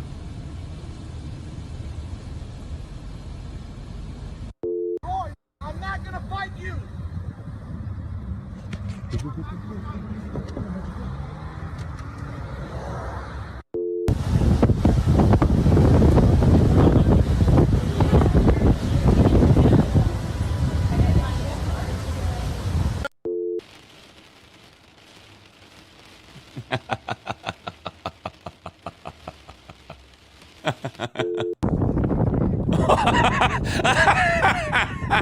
Let's see that again.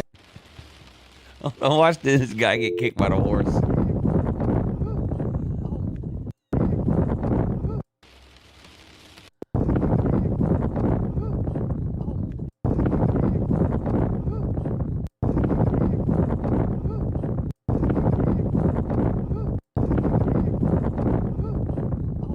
He's a Florida man, Lou. Vic Tube, is that you? We're talking a big time redneck Uber. Grandma is sitting in the back of the truck in a wheelchair. I'm talking that's about as good as it gets right there. I gotta be honest with you. Grandma's chilling in a wheelchair. She's strapped in too, look. Hey.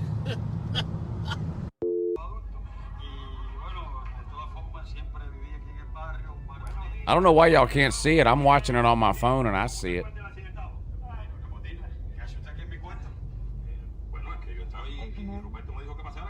What the hell? What is that, Mom?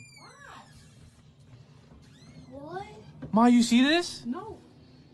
Holy shit. What What is- the hell is that? What is happening? You guys see this?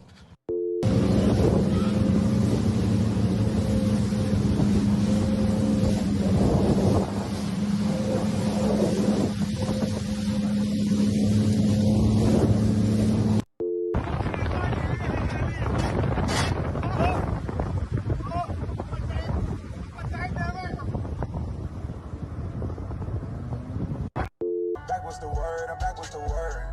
I'm back in the third. They back on my mind, they back on my nerves. Can't take back the time.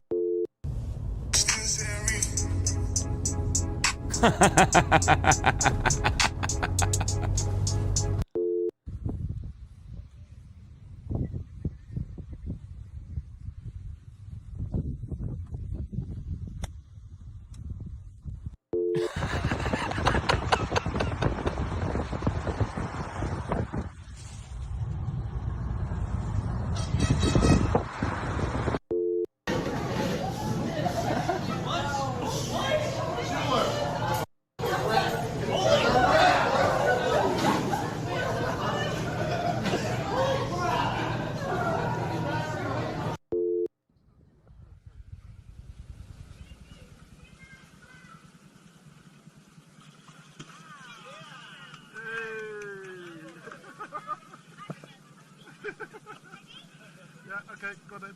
Let him do that.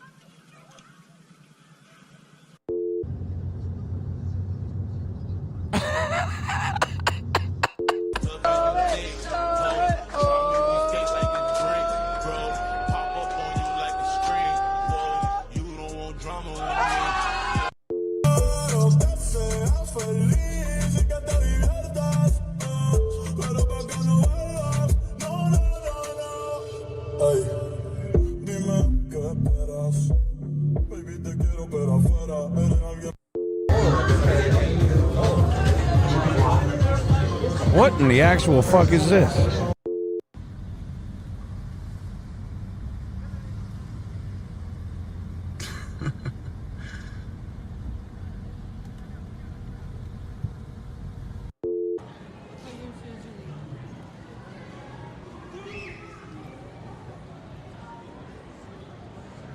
He's a Florida man, Lou.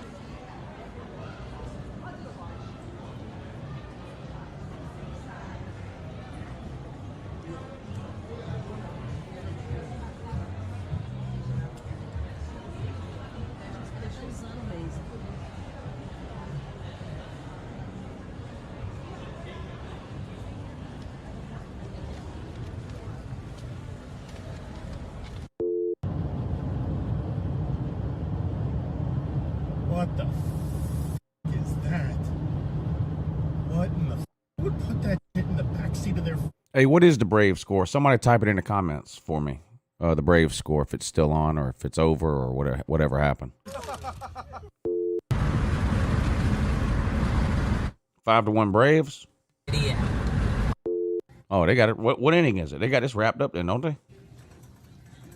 It's got to almost be over. It's only the bottom of the 7th. No wonder nobody watches baseball. It's almost midnight. It's only the 7th inning. No wonder nobody watches baseball. Bro, this really beating up his car with a hammer, yo. In the gas station beating up his whole car with a hammer. Well, I don't know. He's a Florida man, Lou. La gente tan loca en el pueblo city. Wait, what?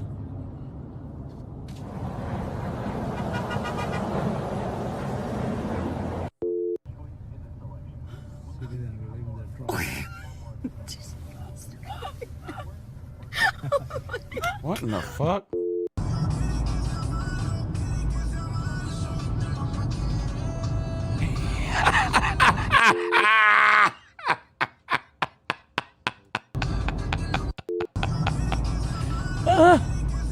This man got hungry.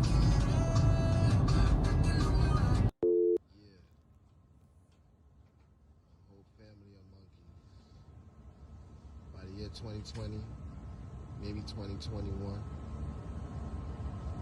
the whole Miami will be infested with monkeys. Look at them go.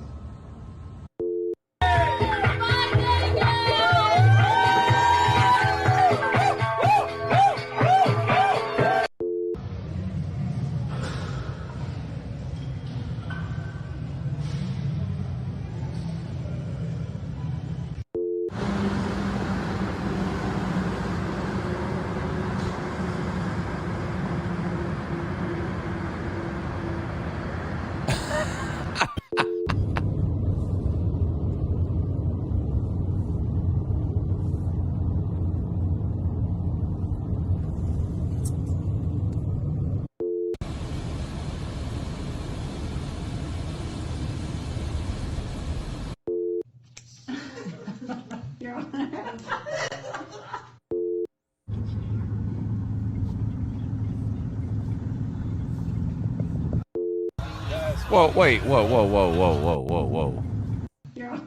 Hold on. This guy on this motorcycle. Now, this is chilling. That's fun shit, bro. There's like 6 of them there.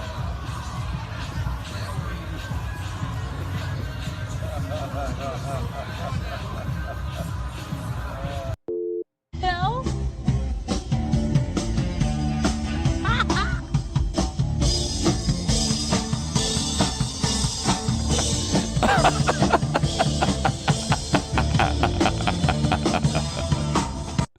He's a Florida man, Lou.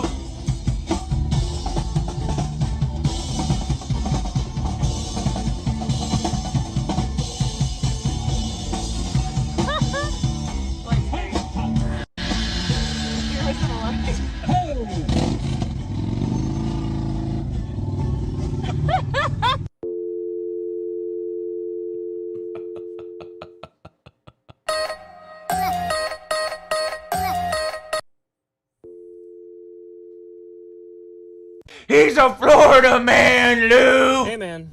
You all right? Bro, you doing okay? Are you drunk? Are you drunk? All right, have a good night. Don't hiss at me.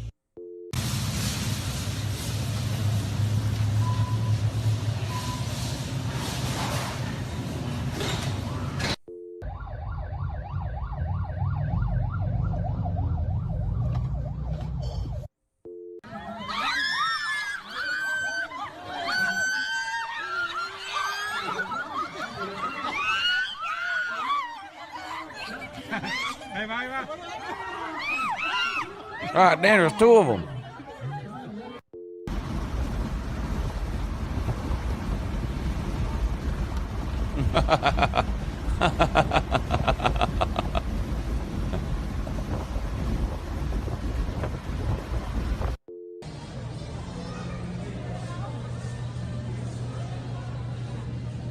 Ay, Dios mío, yo me voy a reír.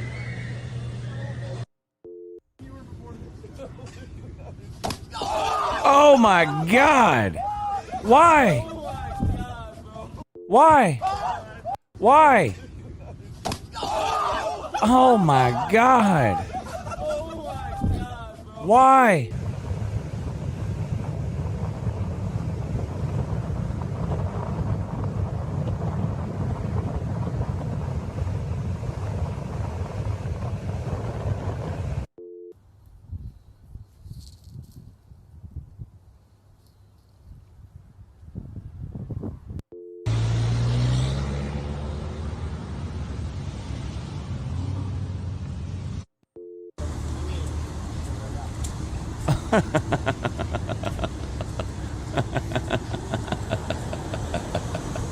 He's a Florida man, Lou.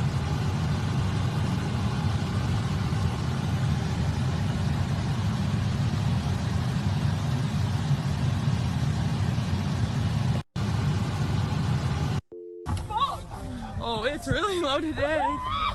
Oh my. No bueno. Here, we'll just sit here. We're fine.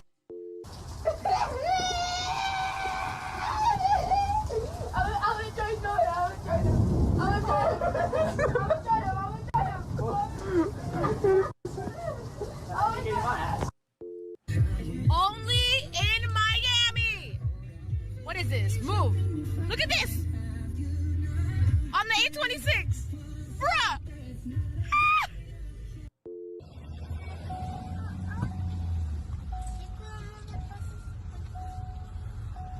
Un canguro. Mira qué lindo. No estoy cogiendo video. Wow, mira cómo sale.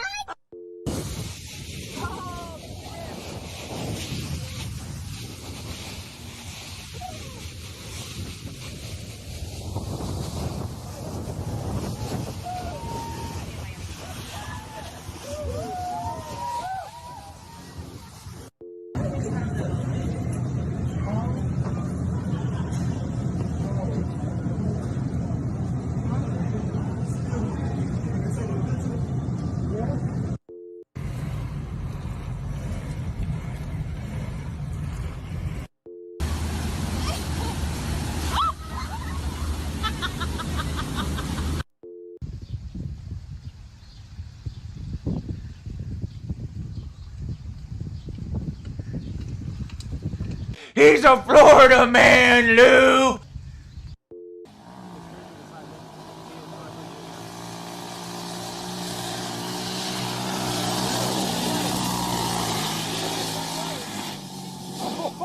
Oh no, road rash. Oh my God. What is this? Can we have some? Should we stop in the middle of the street? What is this? We need some.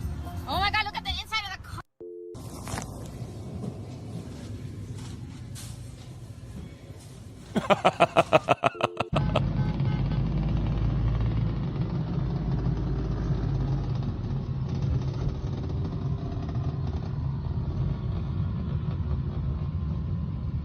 Have it, ladies and gentlemen, the Tour de COVID. Yes, all driving around, mixing spit and sweat. Very nice, very nice. And the two idiots in the motorcycle. Beautiful.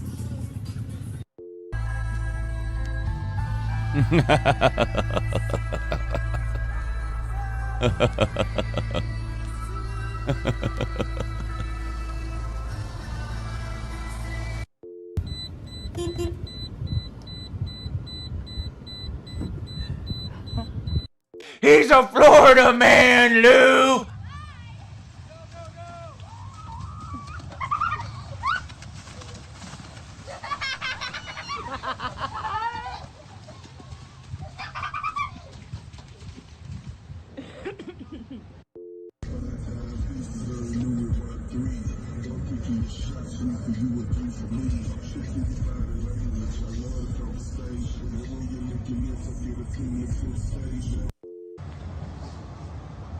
Bro, these cops are doing donuts. Cops are doing donuts. Yo!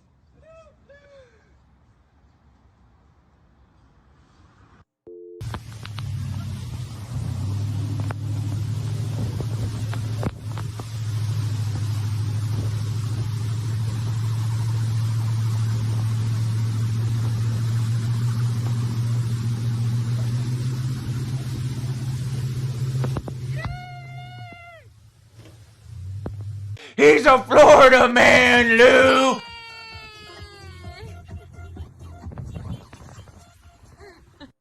That's how you drive in Hialeah.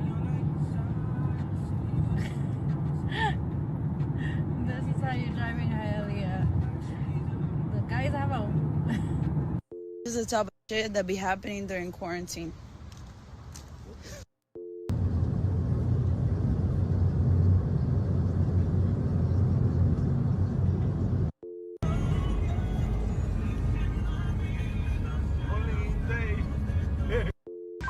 high-speed pursuit chase. On the way, on the way.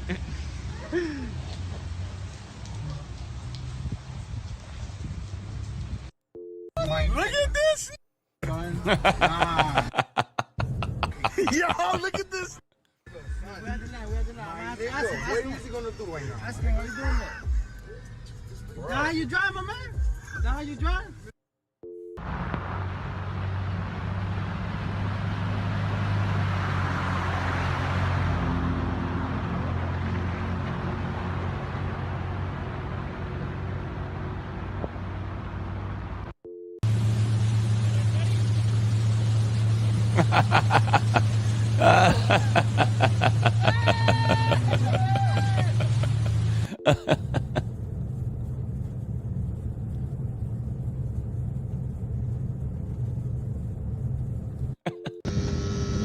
Uh-oh. Oh, no, no.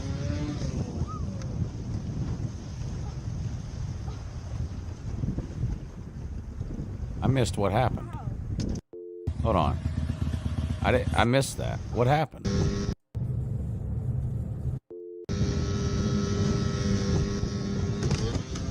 Oh, the motor fell off the boat. The damn motor fell off the boat.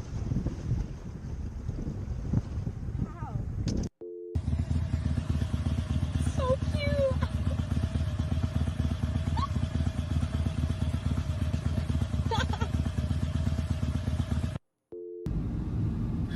Yo, what the that is, oh my god. Crazy as Oh, what?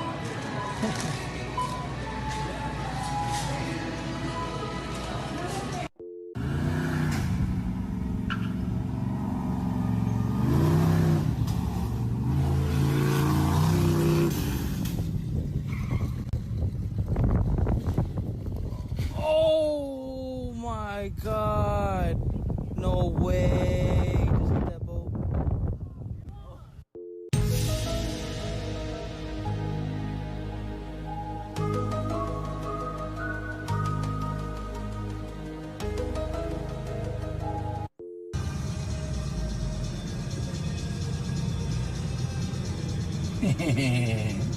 Why wouldn't you pull over? Why wouldn't you just pull over and close your hood? He's a Florida man, Lou! Get him! Get him! Oh!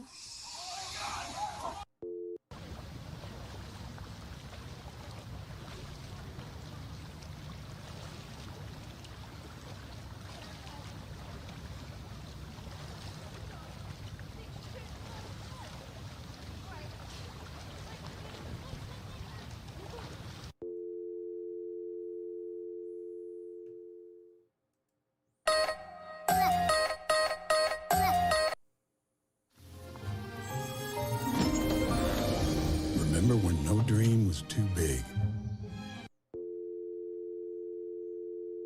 Why you trapping so? Why you capping so? Why you gotta Yo!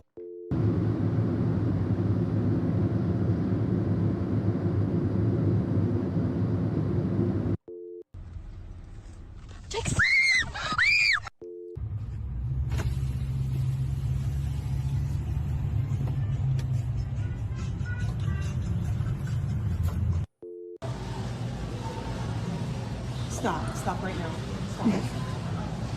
Stop. Oh, he's wearing a spacesuit.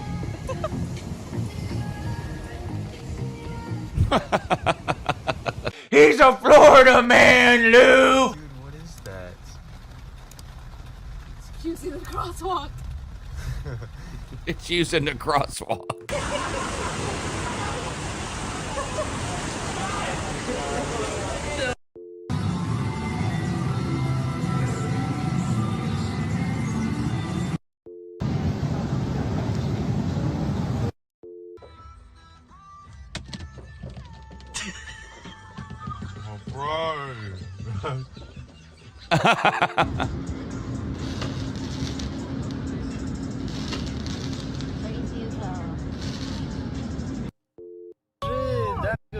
came off. Oh, hell no. Yeah. Oh, that boy running for the wheel. Oh, no.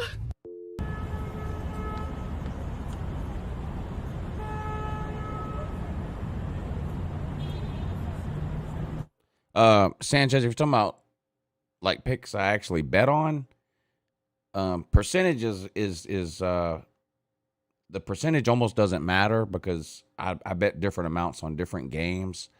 But I'm up a couple $100 for the season, not much, but I don't bet much per game either.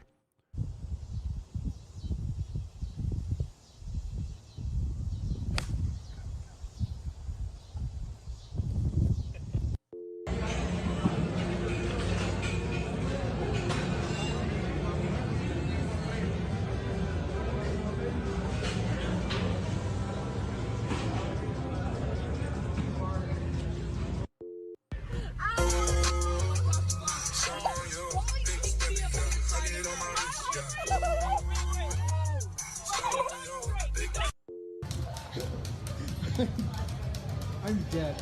I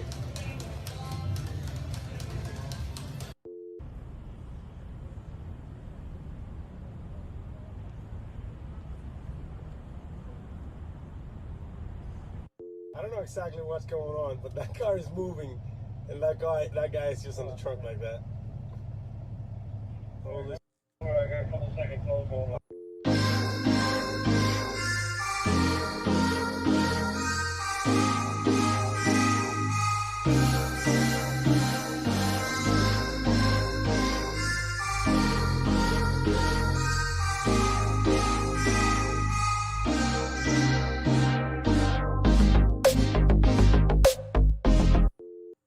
Okay, jump off. Jump off. I gotta get the action shot. Jump off.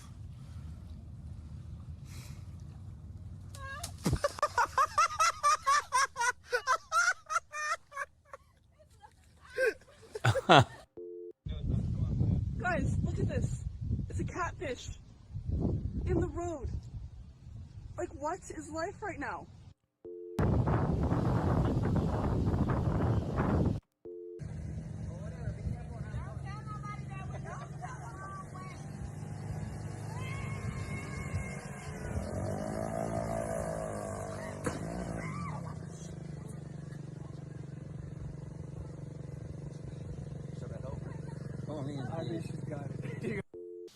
I'm videoing, go. Oh God, dang.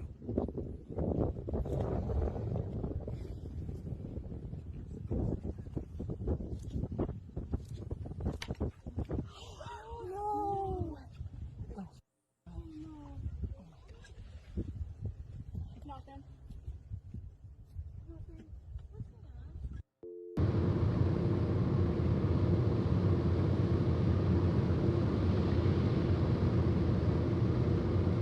Here.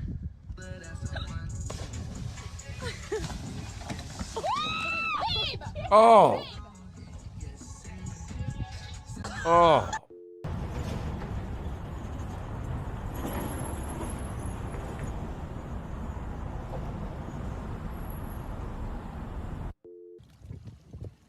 Fucking Gamecocks.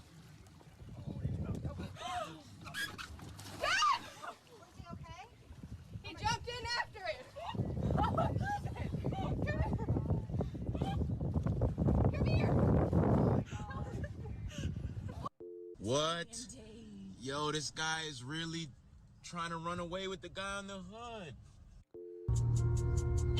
Wait, what? Whoa, what? What?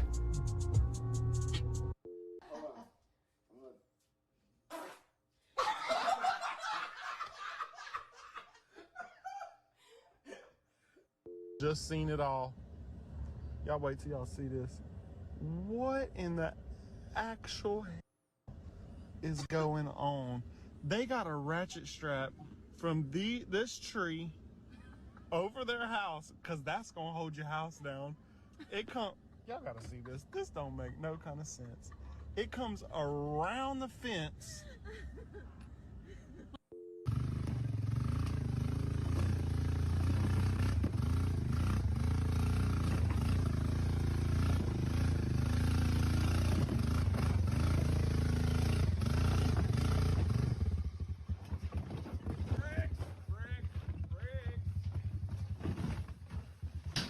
Oh, God.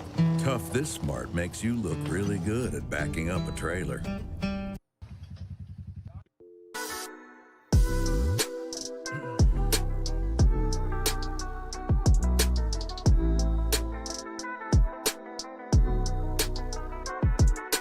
Now, three-wheelers are outlawed now. At least they are here. Yo, middle of 95. Look at my broski. Look at my broski. Yo, gotta hit Turnpike though, so peace out, fam. He's a Florida man, Lou. Fort Lauderdale, we got a kangaroo, man. Fort Lauderdale, we got a kangaroo down this.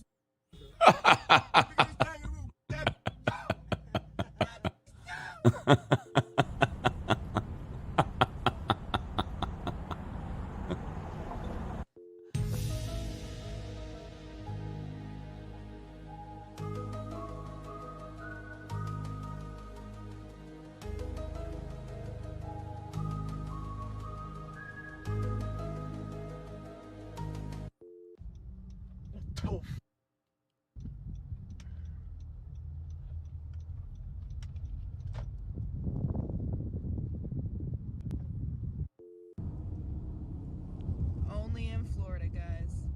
Only in Florida.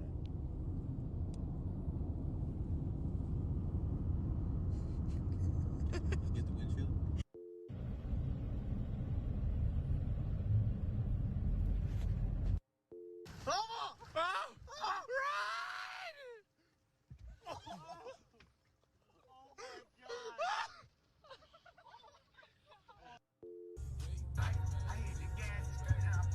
Bird. Bird. Bruh. What the f-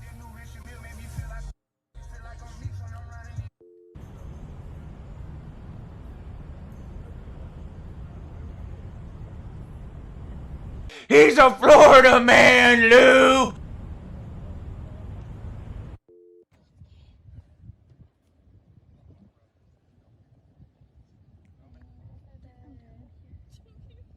Are you stupid?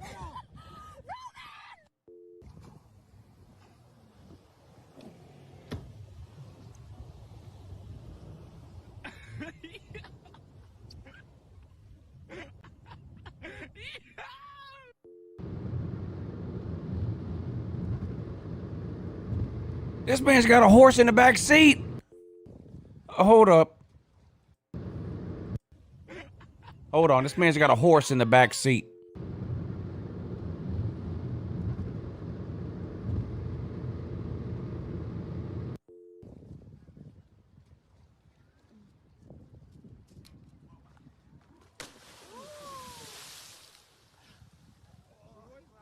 Why?